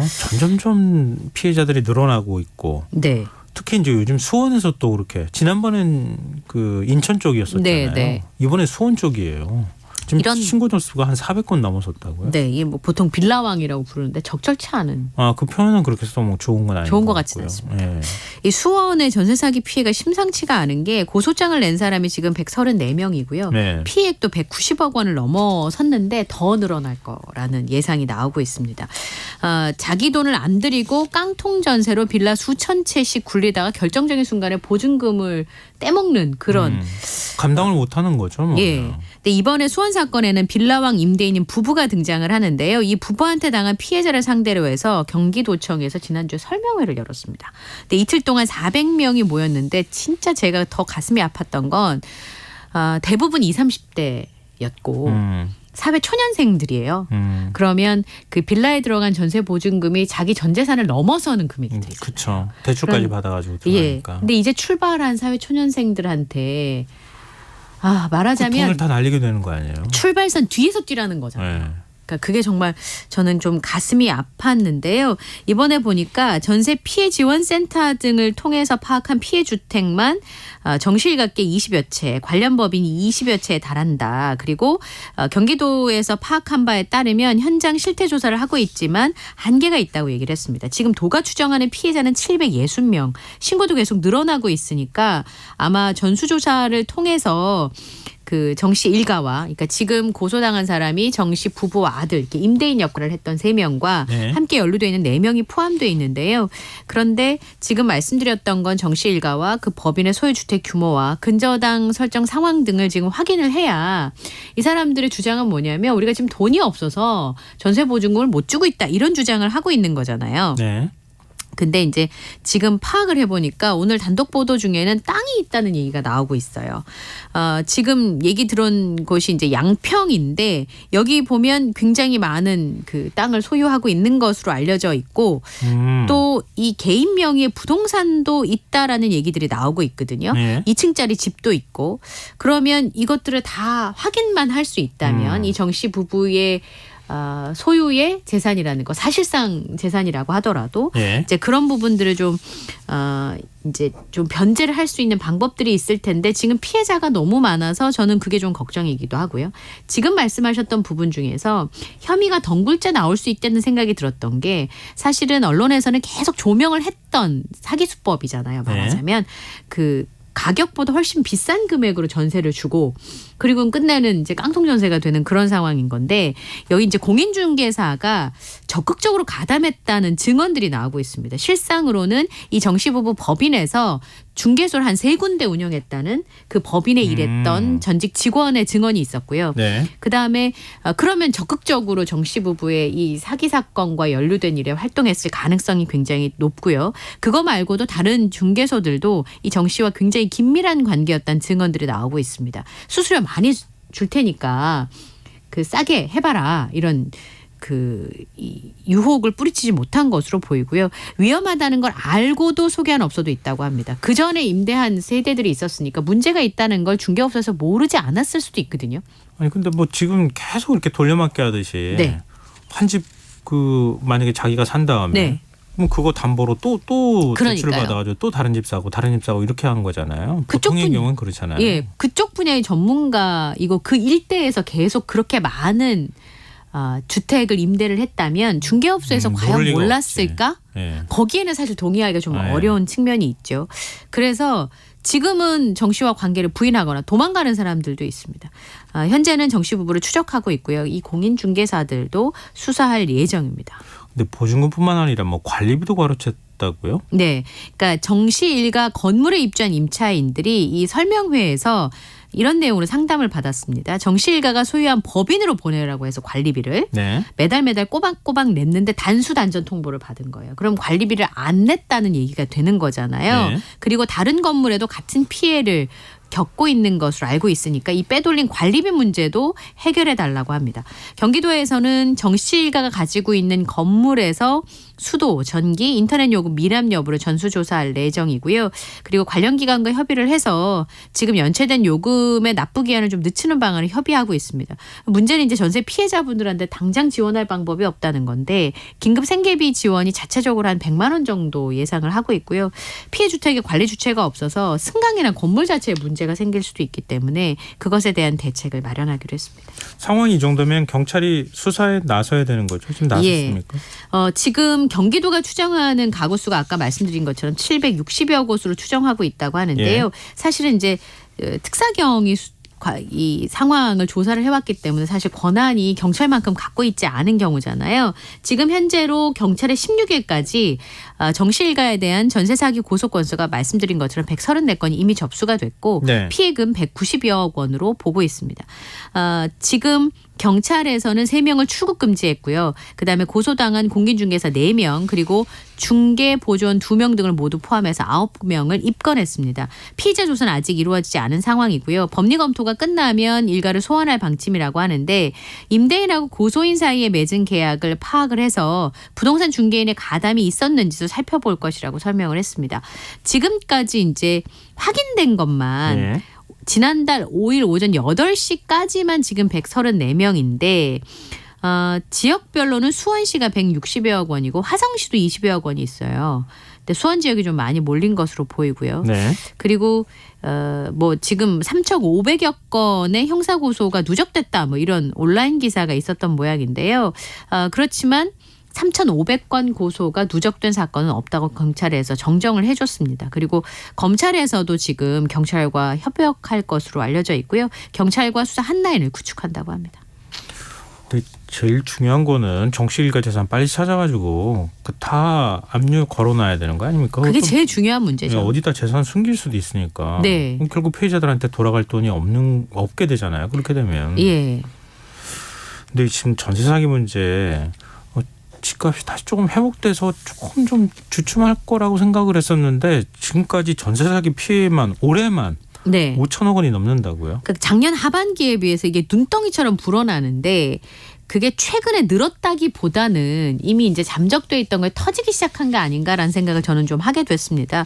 올해만 전세 사기 피해자가 4천 명을 웃돌고요. 피해액도 5천억 원을 넘는 것으로 나타났습니다. 전세 사기 피해 현황을 경찰청으로부터 제출받아서 전복민 국민의힘 의원실이 공개를 했는데 올해 7월 16일까지 4,481명, 피해액은 5,105억 원에 달하는 것으로 집계가 됐습니다. 그럼 작년 하반기, 작년 7월 25일부터 12월 31일까지는 532명에 903억 원이었거든요. 이거에 비하면 올해 상반기가 8배나 피해 인원이 많고 피해 금액도 5배가 넘습니다. 전세 사기 검거 건수나 인원도 급격하게 증가하고 있는데요. 7월까지 건수만 862건에 검거 인원은 2,582명입니다. 근데 작년 하반기에는 387건에 84명 정도였거든요. 네. 검거 인원이나 건수도 굉장히 많이 늘었습니다. 그런데 이제 가장 중요한 건 검거를 했으면 추징하거나 몰수하는 금액이 있어야 피해자들에게 돌려줄 금액이 네. 있는 건데요. 지금 올해 전세 사기로 몰수 추징되는 피해 금액은 전체의 22.6%, 그러니까 1,153억 1,000만 원에 불과합니다. 그러면 피해액은 5천억 원이 넘으니까 실제로는 4천억 원이 넘는 피해는 어떻게 보전을 해줄 수 있는 방법이 없고요. 피해자들의 몫으로 고스란히 남게 될 것으로 보입니다. 그리고 지금 이 국토교통위원회 소속의 더불어민주당 민홍철 의원의 내용을 보면 지금 콜센터 상담 수신 건수가 131만 5,579건입니다. 예. 그러면 실제로 검거되거나 나타난 숫자보다 잠복되어 있는 피해액이나 피해 건수가 훨씬 더 많을 수 있다는 건데요. 1월부터 9월까지만 해도 벌써 작년 전체 상담 건수를 넘어선 상황입니다. 그리고 2018년과 비교한다면 건수가 3.4배 증가했어요. 아니, 이런 사람들한테 물어보면 아마 그럴 거예요. 조사받을 때. 왜 그렇게 했습니까? 이렇게 얘기하면은 집값이 안 떨어져서 아무 문제 없어요. 이렇게 얘기할 가능성이 굉장히 높아 보여요. 제가 볼 때는. 집값 안 떨어졌으면 아무 문제 없이 다 이거 사기 아니고 원래 이렇게 다 하는 겁니다. 이렇게 얘기하는 범죄 인식 자체가 없지 않을까 그런 생각이 들고, 전세금 올려받을 때는 따박따박 올려받다가 전세금 달라고 하면 돈 없는데 이렇게 얘기하는 것도 사실은 이건 사기 수법이 문제를 떠나서 집주인은 그런 거 아니야? 뭐 이런 인식들이 좀 우리 사회에 있는 것도 아닌가? 뭐 그런 생각도 좀 들어요. 네. 어쨌든 이런 문제 어떻게 해서든 사실 사회적으로 해결해야 될 그런 노력이 있었으면 좋겠는데, 지금 피해 지원 특별법도 지금 제대로 적용 못 받는다고 하는 피해자들이 너무 많아서 좀 걱정입니다.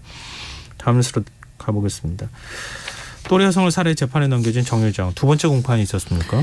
예, 근데 좀 수긍하기 어려운 황당한 증언을 했습니다. 왜 살해했냐는 검찰의 질문에 참 이상하잖아요. 그 살인 사건이. 예. 같이 죽을 생각도 있었고 마지막으로 얘기 들어줄 사람이 필요했는데 힘든데 방법이 없어서 속상한 일이 있어도 바로 풀지 않아서 쌓여왔던 것 같다고 답을 했습니다.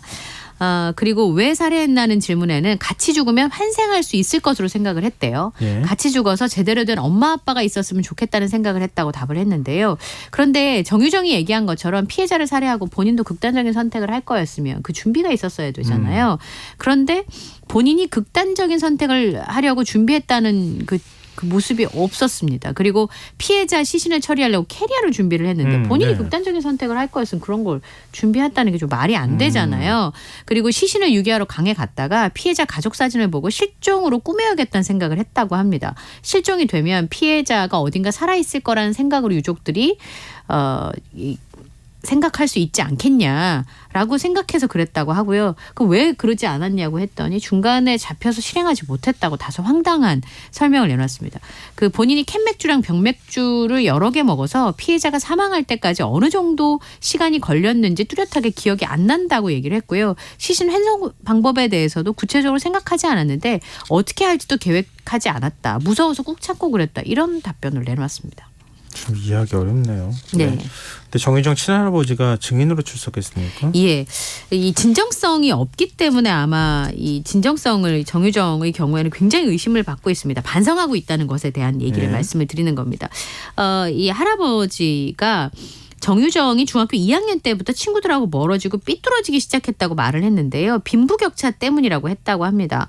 침대에 불을 붙이고 물건을 던져서 TV를 작년에 2번이나 부쉈다는 증언도 있었는데요. 그런데 우울증 검사를 권유했는데 거부했다고 합니다. 그러니까 구청 직원이 우울증이 있어 보인다라고 표현하기도 했다고 하는데 그래서 아마 변호인 측이 정유정이 자라는 동안 굉장히 불우했고 불안정한 심리 상태를 가지고 있다라는 점을 부각하려는 데 주력한 것으로 보입니다. 네.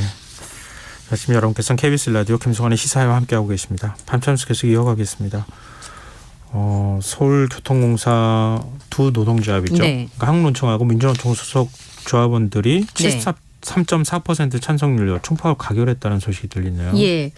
민주노총 공공운수노조, 한국노총 공공연맹이 참여를 하고 있는데요.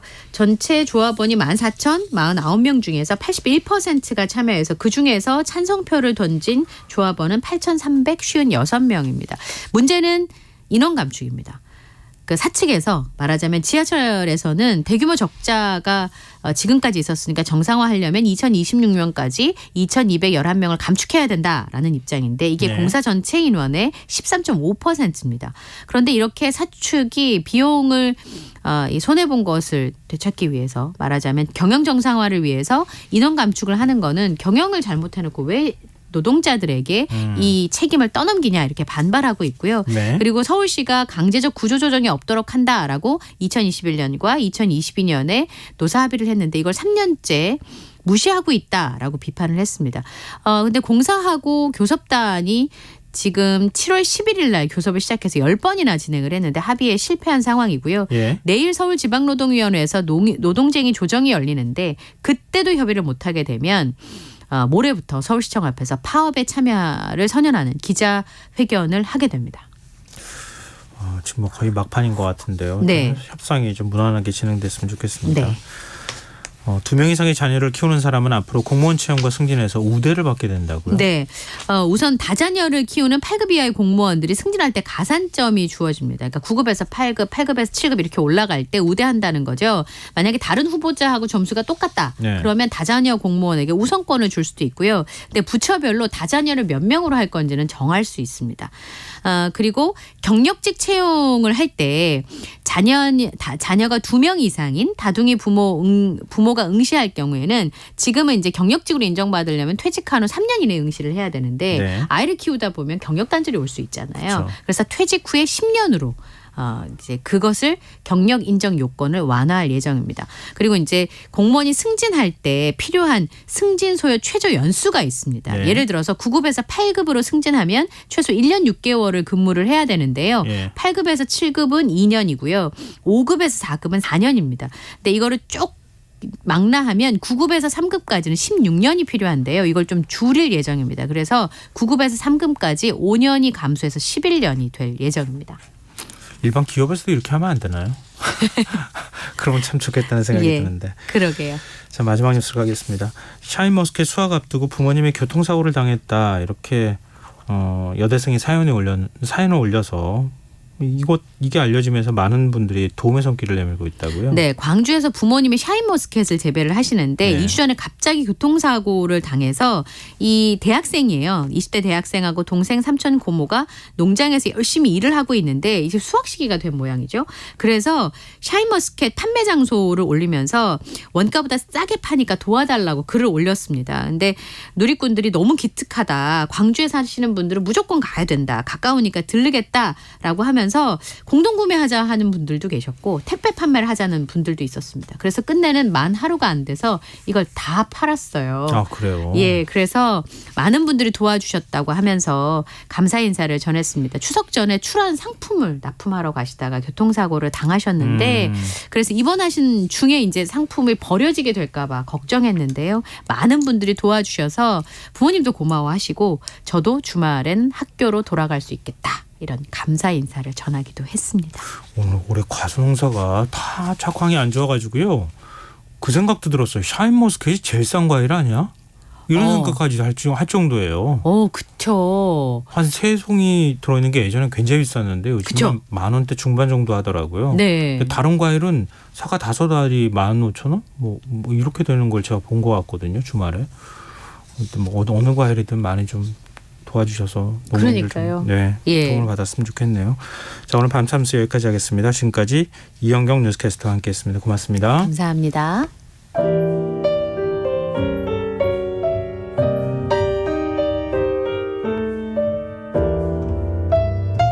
내일의 품격 김성환의 시사야에서 챙겨가세요.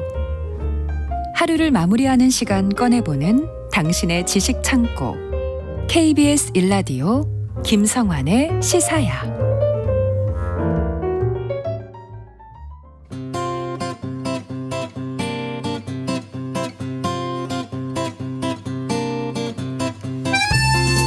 팔레스타인 무장단체 하마스의 기습 공격으로 시작된 이스라엘과 하마스의 무력 충돌 지금 확전 양상으로 치닫고 있습니다. 이스라엘의 지상군 투입이 임박한 것으로 알려지면서 팔레스타인 가자 지구엔 민간인 대피령이 내려졌지만 주민들이 집을 떠나기도 좀 쉽지 않은 상황이라고 하는데요.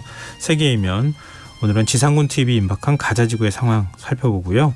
이번 전쟁을 둘러싼 국제사회의 입장 그리고 이란 개입 가능성까지 꼼꼼히 짚어보도록 하겠습니다. 외신캐스터 전주현 씨 나와 계십니다. 안녕하세요. 네, 안녕하세요. 네, 지금 현재 상황은 어떻습니까? 지금 현지 시각으로 15일 오전 기준으로 발표된 사망자 숫자가요. 이스라엘 쪽에서 최소 1,300명, 부상자가 3,400여 명입니다. 납치된 인원이 일단 150명 정도로 추정이 되고 있고요. 가자지구 쪽 사망자는 2,300여 명, 부상자가 9,000명이 넘습니다. 사상자 대부분이 민간인인데요. 네. 세계보건기구가 지난주에 가자지구에서 사망한 사람의 60%가 여성과 어린이였다라는 발표를 내놨습니다. 지금 이스라엘이 가자지구의 공습을 계속하고 있죠. 그래서 팔레스타인 쪽의 민간인 사상자가 빠르게 늘고 있는데요. 지금 공습으로 부상을 입은 가자지구 주민만 9천 명이 넘는 그런 상황입니다. 제대로 치료는 받고 있는지 모르겠어요. 치료를 받지 못하고 있기 때문에 더 문제인데요. 왜냐하면 이스라엘이 7일에 이제 하마스의 공격을 처음 받았는데 그 뒤에 9일부터 이 가자지구로 들어가는 전기, 식수, 식량, 가스 공급을 차단을 했기 때문입니다. 11일부터는 가자지구에 있던 유일한 발전소가 연료가 부족해서 가동을 멈춘 상황이에요. 그래서 네. 지금 가자지구 쪽에 인도적 위기가 커지고 있는데 국경 없는 의사회에 따르면 가자지구 주민의 많은 부분에 이제 차지하는 분들이 식수가 부족해서 심각한 탈수 증세를 겪고 있다 이렇게 알려졌습니다. 그래서 비난이 좀 커지니까 일단 이스라엘이 가자지구 남부에는 물 공급을 재개했다 이렇게 얘기를 했고요. 네. 근데 이제 문제는 물을 퍼 올리려면 전력이 필요한데 전력은 복구가 안 됐거든요. 네. 그러니까 물을 준다고 주민들이 물을 또 마음껏 사용할 수 있을지는 확실하지가 않은 상황이고요. 일단 이스라엘은 가자지구에 식량과 물 등에 접근할 수 있는 인도주의 구역을 만드는 작업을 하고 있다라고 CNN에 설명을 했다고 합니다. 지금 병원에서는 보급품이 부족해서 부상자가 밀려드는데 치료를 하지 못하고 있어요. 그래서 지금 사망자가 또 급증을 하면서 수용이 가능한 시신의 수가 묘지 영안실마다 다 기준치를 넘은 그런 상황이 돼버렸습니다. 그런데 여기에 이제 지상군 공격이 임박한 것으로 알려지고 있잖아요. 만약에 지상군 공격까지 시작이 되면 이 가자지구 쪽 민간인 피해는 더 커질 것으로 예상이 되고 있습니다. 지금 근데 외신 보도도 막 엇갈려가지고요. 네. 뭐가 사실인지 잘 모르겠어요. 계속 왜냐면 바뀌어요. 보도가 나왔는데 네. 이스라엘에서 군에서 밝히기로는 우린 그런 적 없다 이렇게 네. 자꾸 얘기를 해가지고. 그렇습니다. 근데 지금 대피령 내렸다고 하는 것도 이스라엘은 명확하게 안 밝히고 있더라고요. 유엔 차원이나 미국 쪽에서 자꾸 얘기 나오는 것 같은데. 일단 대피령을 내려서 지금 대피를 가고 있는 상황이기는 해요. 13일에 이제 지상군 투입을 예고하면서 남쪽으로 이동하다라고 통보를 하긴 했거든요. 그래서 지금 한 50~60만 명 정도가 피난길에 오른 것으로 알려져 있습니다. 근데 문제는 이동이 어려운 환자, 노인, 임신부, 장애인 등이 여전히 떠나려고 해도 갈 수가 없는 상황이 돼버렸잖아요. 네. 근데 떠나는 것도 위험한 게 문제입니다. 이스라엘군이 이제 안전을 보장하겠다. 피난 경로 도로를 이제 안내를 했는데 여기를 지나던 주민 70여 명이 13일에 폭격을 받아서 사망했습니다. 지금 누구 소행인지에 대해서 이스라엘군하고 하마스 측은 다 서로의 소행이다라고 공방을 벌이고 있는 상황이고요. 아주 어렵게 가자지구 남부에 가도 지금 사정이 어렵긴 마찬가지인데 가자지구가 우리 세종시보다 면적이 작은데 220만 명이 살고 있는 인구 밀집 지역이잖아요. 그런데 네.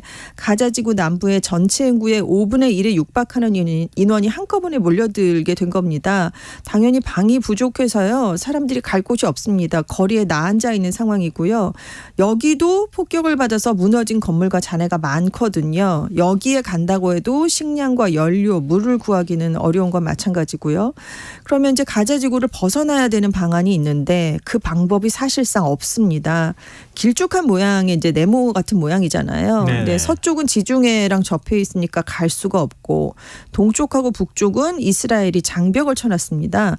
검문소가 몇 개 있는데 다 막혔어요. 그리고 이제 장벽 밖에 지금 이스라엘군이 진입을 위해서 진을 치고 있습니다. 그러니까 전혀 나갈 수가 없고 남쪽 이집트랑 접한 곳에 라파 지역에 통행로가 있는데 이제 사실상 가자지구 빠져나가려면 이집트 쪽으로 가야 되는데 지금 유일한 통로를 이집트가 막았습니다. 가자지구 주민들이 넘어오는 것을 굉장히 엄격하게 통제를 하고 있어서 지금 전혀 꼼짝달싹할 수 없는 그런 상황이 돼버렸습니다. 오늘 정리를 해주셨으면 좋겠어요. 왜냐하면 오늘 뭐 휴전을 하기로 네. 했다더라 이렇게 얘기 나왔는데 그것도 또 부인하고 있다고 하고. 그러니까 라파 국경을 열어서 네, 좀 그것도 열어주기로 가게 하겠다라는 게 이제 오늘 뭐 우리 시간으로 이제 몇 시간을 열어주겠다라는 얘기가 처음에 나왔는데 몇 시간 뒤에 또 뒤집힌 거예요. 이스라엘 하마스 우리 모두 휴전에 합의한 적이 없다라는 얘기를 하면서. 합의는 하긴 했는지 모르겠어요. 그러니까요. 그래서 지금 계속 미국 측은 그걸 요구를 하고 있는데 문제는 이 서방이 요구를 해서 이집트가 열어준다고 합의를 한다고 해도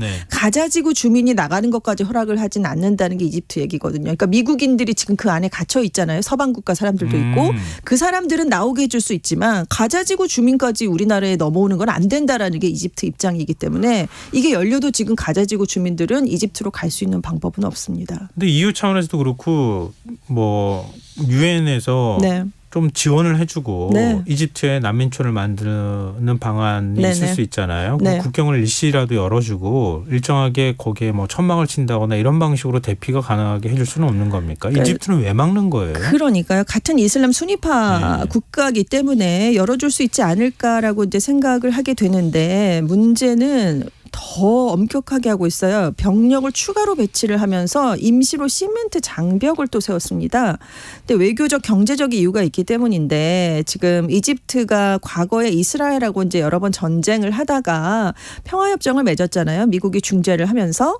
그래서 이제 중동 분쟁이 발생할 때마다 중재자 역할을 자처하면서 이제 이익을 챙기고 라파 국경을 열었다 닫았다 이제 반복을 했는데 이번에도 이제 혼자서 단독으로 결정을 할 수는 없다 이런 얘기고. 그리고 이제 하마스 대원이 민간인에 섞여서 잠입해 올 수 있다. 그러면 우리 이집트 내부 정세도 불안해질 수 있다라는 걸 우려하고 있다는 겁니다. 그리고 이제 난민들이 이제 갑자기 많이 유입이 돼서 들어오면 그 나라의 경제적 타격이 가해지는 건 사실이거든요. 그게 가장 진짜 이유다 이런 얘기가 나오고 있는데 왜냐하면 IMF에 따르면 이집트의 올해 국가 채무가 국내 총 생산의 92.9%에 달할 정도로 경제 상황이 굉장히 좋지 않습니다. 그래서 이제 만약에 가자지구 주민이 들어와서 난민촌에 잠시 수용을 할 수 있지 않겠느냐 하지만 대개 이 난민들이 자기 나라로 나중에 다시 돌아가지 않는 경우도 많거든요. 그러면 이집트에 대거 정착을 해버리면 이 경제가 더 흔들릴 수 있고 이스라엘과 팔레스타인이 각각 2개 국가를 수립한다라는 아랍권 전체의 구상이 흔들릴 수 있다라는 걸 우려한다는 겁니다. 그래서 LCC 대통령이 12일에 팔레스타인인들은 자신들의 땅에 머물러야 한다 이런 얘기를 직접 내놓기도 했어요. 그래서 지금 갈 수가 없습니다. 팔레스타인 자치정부의 입장은 뭡니까? 그렇죠. 지금 가자 지구는 하마스가 통치를 하고 있었고 서한 지구를 이제 팔레스타인 자치정부가 다스리고 있었는데 지금 아바스 수반이 지금 이끌고 있습니다. 자치정부를. 이 마흐무드 아바스 수반이 개전 닷새만은 12일에 이스라엘의 보복 공격을 비판하면서 동시에 하마스도 함께 비난하는 얘기를 내놨습니다. 그러니까 이제 개전 직후에는 팔레스타인 주민들이 자신들을 지킬 권리가 있다라는 원론적인 입장을 내놨다가 닷새 만에 약간 이제 양쪽을 다 비판하는 그런 입장을 내놓은 건데요. 그 15일에는 팔레스타인 해방기구가 팔레스타인인을 국민들을 합법적으로 대표하는 유일한 단체다. 하마스의 행동과 정책은 팔레스타인 국민의 뜻을 대변하지 않는다라는 얘기까지 이번에 자치정부가 내놨습니다. 선을 긋고 있죠. 하마스랑 다르다는 걸. 이해가 잘 안 되는데요. 그럼 가자지구에 사는 주민들은 팔레스타인 정부 아래에 있는 국민 아니에요? 그렇긴 하지만 지금 다스리고 있지 않으니까요. 그러니까 서로 지금 이 정치적으로 자기들 안에도 내분이 있다는 게 문제인데 그 이제 워낙은 자치정부 선거를 했을 때 팔레스타인 해방기구가 승리를 하면서 주도를 했잖아요. 그런데 이제 이 팔레스타인 해방기구의 이제 부패 같은 것들이 발생을 하면서 이제 그 이후에 2006년 총선에서는 하마스가 승리를 했습니다. 그랬는데 이제 또 여기에 지금 자치정부를 이끄는 정파인 파타가 그러면 우리는 참여할 수 없다라면서 무력 충돌을 벌였거든요. 그러다가 결국 사우디가 중재를 해서 통합정부가 출범을 했는데 하마스는 테러 조직이니까 하마스가 우리는 원조를 할 수가 없다라면서 미국과 유럽이 철수를 해버렸거든요. 그러니까 이제 하마스가 가자 지구를 무력으로 장악해서 지금 이렇게 양쪽을 다른 정치 세력이 통치하고 있는 그런 상황이 돼버린 겁니다. 근데 지금 사우디가 이스라엘하고 수교를 진행해 왔잖아요. 그런데 이 사우디가 계속해서 대화를 요청한 팔레스타인 정치 세력은 하마스가 아니었습니다. 팔레스타인 자치정부 쪽이었거든요. 그래서 막상 수교가 실제로 이뤄지면 팔레스타인 자치정부가 이제 국제사회가 인정하는 정부라는 명분을 가질 수 있게 된 상황이었어요. 그리고 그렇게 되면 경제적 지원도 자치정부 쪽으로만 다 이루어질 가능성이 있었거든요. 그래서 하마스가 이스라엘에 공격을 가한 이유가 여러 개가 있는데 그중에 하나로 이 내부의 자치적인 정치 상황도 하나로 꼽히고 있는 상황입니다. 이해가 안 돼요. 그러니까 팔레스타인 국민인데 다 뭐 자기들이 그렇게 만들어 놓은 것도 아니고 지금 이스라엘 때문에 고립된 거 아니에요? 가자 지구에. 네. 근데 거길 다른 정치 세력이 실질적으로 지배하고 있다 이런 이유로 팔레스타인 자치정부는 우리 일 아니야 뭐 이런 식의 태도를 보이는 게 이게 말이 되나 싶기도 한데요. 얼마나 중동 정세가 복잡한지 보여주는 것 같아요. 그렇습니다. 근데 무엇보다도 지금 이스라엘이 지상군 투입한다는 얘기가 계속 나오고 있잖아요. 근데 이게 지상군 투입해도 이게 끝이 아니라 시작이다 이런 얘기가 그렇습니다. 나와요. 지금 일단 지난 주말에 지상군을 투입하려고 했었는데 날씨가 좋지가 않습니다. 그래서 며칠 연장을 해서 지금 지상군이 이제 날씨가 좋아지면 곧 들어갈 것으로 보이는데요. 이제 공중 지원을 못 받으니까 일단 지금 미루고 있는 겁니다. 근데 이제 전면적인 지상전을 치르면 아무래도 전력차가 굉장히 차이가 나니까 이스라엘이 승리할 가능성이 있습니다. 왜냐하면 이스라엘 정규군은 17만 명, 예비군은 30만 명 정도가 지금 소집된 상황인데 하마스 전체 병력은 다 합해야 2, 3만 명 정도거든요. 그리고 이제 첨단 군사력은 이스라엘 쪽에 어마어마하게 갖고 있고요. 그렇죠. 근데 이제 변수로 꼽히는 것들이 있습니다. 하마스가 가자지구 도심에 그동안 요새랑 지하철을 정말 많이 만들어놨거든요. 터널을.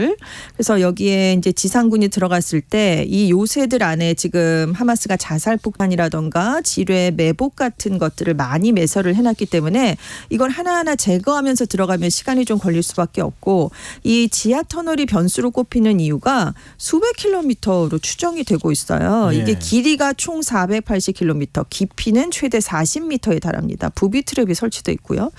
그래서 지금 가자지구에 민간인들이 여전히 남아있기 때문에 막상 그냥 그대로 밀고 들어가면 민간인 피해는 불보듯 뻔할 수밖에 없고요.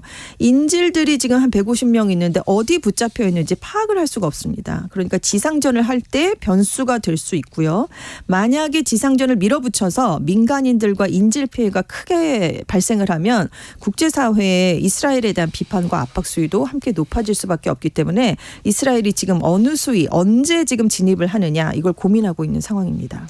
그러니까 지금 만약에 지상전을 버리고 가자지구에 병력을 투입하게 되는 게 그 일종의 인계철선이라고 해야 되나요? 이란이 개입하거나 그렇죠. 아니면은 레바논 무장정파 헤즈볼라가 개입하는 그걸 촉발할 가능성이 있잖아요. 그렇습니다. 그러니까 확전이 되느냐 마느냐에 아주 이란이 여기 개입할 것이냐 말 것이냐가 굉장히 중요한 문제가 됐는데요. 왜냐하면 그동안 하마스 후견인을 자체해 오면서 많이 지원을 이란이 해왔거든요. 그러니까 이란의 참전이 불가피하다 이런 주장이 있는데 또 한편에서는 이란 사정도 지금 복잡하다. 그래서 갈 수가 없다. 이런 분석이 팽팽하게 맞서고 있습니다. 일단 미국 쪽은 이란이 어떤 방식으로든 직접적인 개입을 선택할 가능성도 있기 때문에 이란은 물론 헤즈볼라를 걱정하고 있다라는 얘기를 백악관 국가안보보좌관이 내놨습니다. 그리고 이제 시리아 정부 관계자의 말을 인용해서 월스트리트저널이 지금 이란 혁명 수비대가 시리아에 있던 병력을 이스라엘하고 가까운 지역으로 이동을 시키고 있다라는 보도를 내놨거든요. 그러니까 막 가까운 지역에 놨다가 만일의 사태가 발생하면 이란이 들어갈 수도 있다. 뭐 이런 신호를 보낸다는 거죠. 그러니까 이스라엘군이 병력이 분산될 수밖에 없잖아요. 그렇습니다. 그래서 이제 이란이 이제 말로도 계속해서 이런 뜻을 나타내고 있어요. 하마스에 대한 보복을 중단하지 않으면 우리가 개입할 수 있다라는 얘기를 하고 있는데 이란 외무장관이 이스라엘이 지상전을 실행하면 이건 레드라인을 넘는 거다. 우리도 대응할 수밖에 없다라고 얘기를 했고 라이시 이란 대통령도 지금 이렇게 민간인들을 이제 물과 전기를 끊으면서 고통을 주게 하는 건 전쟁 범죄다. 이걸 중단하지 않으면 이란은 분쟁에 휘말릴 수 있다라는 경고를 좀 내놓고 있는 상황입니다. 근데 실제 실제로 이란이 병력까지 투입하는 방식으로 참전할 수는 좀 어렵지 않겠느냐. 왜냐하면 지금 사우디아라비아가 일단 한 발 물러섰잖아요. 이스라엘의 네네. 수교를 잠정 네. 중단하겠다. 그러니까 이란이 이미 얻을 걸 얻어갔다는 거죠. 그러니까 굳이 병력까지 보내면서 무리를 하겠느냐. 또 미국하고 관계 개선을 추진해 왔으니까 일정한 선을 지킬 것이다. 그리고 이제 반정부 시위가 완전히 불길이 꺼진 건 아니니까 이란의 국내적인 문제도 생각을 해야 될 것이다. 이런 얘기가 좀 팽팽하게 나오고 있습니다. 근데 헤즈볼라는 일부 국지전을 이스라엘하고 버리고 있습니다. 있는데요. 최근 보니까. 며칠 동안 가자지구 북쪽에 있는 레바논하고 이스라엘 국경에서 헤즈볼라랑 이스라엘 군 사이에 미사일이 오갔습니다. 계속 교전이 벌어졌거든요. 산발적으로. 예. 그래서 이제 헤즈볼라 부사령관이 13일에 헤즈볼라가 전투에 기여할 완전한 준비가 돼 있다라고 또 얘기를 했는데 지금 헤즈볼라가 세계에서 가장 강력한 비정규군이다 이런 평가를 받고 있거든요. 네. 그래서 헤즈볼라가 개입하게 되면 이스라엘뿐만이 아니라 지역 전체의 판도를 뒤바꿀 수 있다라는 평가를 전문가들이 내놓고 있는데요. 헤즈볼라가 만약에 본격 개입하면 그냥 사실상 이란과의 전쟁이 펼쳐졌다고 봐야 된다라는 그런 입장입니다. 헤즈볼라를 왜냐하면 이란이 후원합니다. 훨씬 하마스보다 훨씬 긴밀하게 지원을 이란이 해왔기 때문인데요. 그래서 지금 헤즈볼라랑 하마스는 시아파랑 수니파로 이제 정파는 다른데 말씀드린 것처럼 이란의 지원을 받고 있기 때문에 지금 군사력이 유럽 국가 중에서 중간 정도는 된다라는 평가가 나올 정도예요. 자기들은 우린 10만 병력이다라고 얘기를 하고 있는데 네. 그동안 시리아랑 예멘 내전에 전투원들이 많이 참가를 해서 전투 경험이 시가지 경험이 굉장히 풍부하다고 합니다. 그러니까 헤즈볼라 대원들까지 이제 참전을 하게 되면 정말 걷잡을 수 없이 이 전쟁의 양산이 확대되지 않겠느냐라는 얘기가 나오고 있는데 지금 레바논 쪽도 경제가 안 좋아서 헤즈볼라에 좀 등을 돌리고 있는 상황이어서 지금 헤즈볼라도 개입 시기를 좀 저울질하고 있다라는 그런 분석이 나오고 있습니다. 글쎄 하마스가 굉장히 조악한 미사일 갖고 있다 그러면 헤즈볼라는 진짜 그렇죠? 미사일 갖고 네, 있다. 그렇습니다. 이렇게 또 비유도 네네. 하고 그러던데요. 근데 무엇보다도 미국이 어떤 태도를 취할 건가 중요하지 않겠습니까? 그렇습니다. 근데 뭐 바이든 대통령 말은 이게 지금 전쟁을 또 확전을 막겠다는 건지 아닌지도 좀 애매모호하고 네. 이제 진짜 미국의 외교력이 시험대에 오른 그렇죠. 것 같아요. 더군다나 내년에 대선이 있기 때문에 네. 바이든 대통령이 이 문제를 어떻게 해결하느냐가 내년 대선에 영향을 미칠 수가 있는데요. 일단 바이든 대통령은 15일에 지금 하마스의 극단적인 요소가 모든 팔레스타인 국민을 대표하는 건 아니다. 그 얘기를 했습니다. 네. 그래서 이제 이스라엘의 가자지구 재점령을 지지하느냐라고 기자들이 물어봤더니 그건 안 된다. 그건 큰 실수가 될 것이다라는 경고를 했습니다. 하지만 이제 이스라엘의 편에 서겠다라는 뜻은 확고하게 한 네네. 얘기고요. 그래서 이제 네탄야후 총리가 연대의 뜻으로 이스라엘을 방문해달라라고 요청을 하니까 지금 하마스가 팔레스타인을 대표하는 건 아니지만 재점령은 안 된다라는 얘기를 이제 못 박아서 얘기를 한 건데요. 일단 바이든 대통령이 이스라엘을 갈 것인지는 아직은 공식 확인되지 않고 있는 그런 상황입니다. 근데 지금 바이든 대통령 그동안 외교 성과로 내세우기 위해서 사우디랑 이스라엘 간의 국교 정상화를 중재를 해왔 잖아요. 근데 이게 일단은 조금 미뤄지게 되면서 지금 외교 정책이 약간 흔들리는 모습을 보이고 있는데 만약에 이번 전쟁으로 반이스라엘 정서가 고조되면 바이든 대통령 중동 외교에는 파장이 불가피하게 되고요. 그래서 미국의 이익을 어디까지 정의할지 동맹국을 어디까지 지원해야 될지 굉장히 고민에 빠지게 됐다. 재선 행보도 시험대에 올랐다라고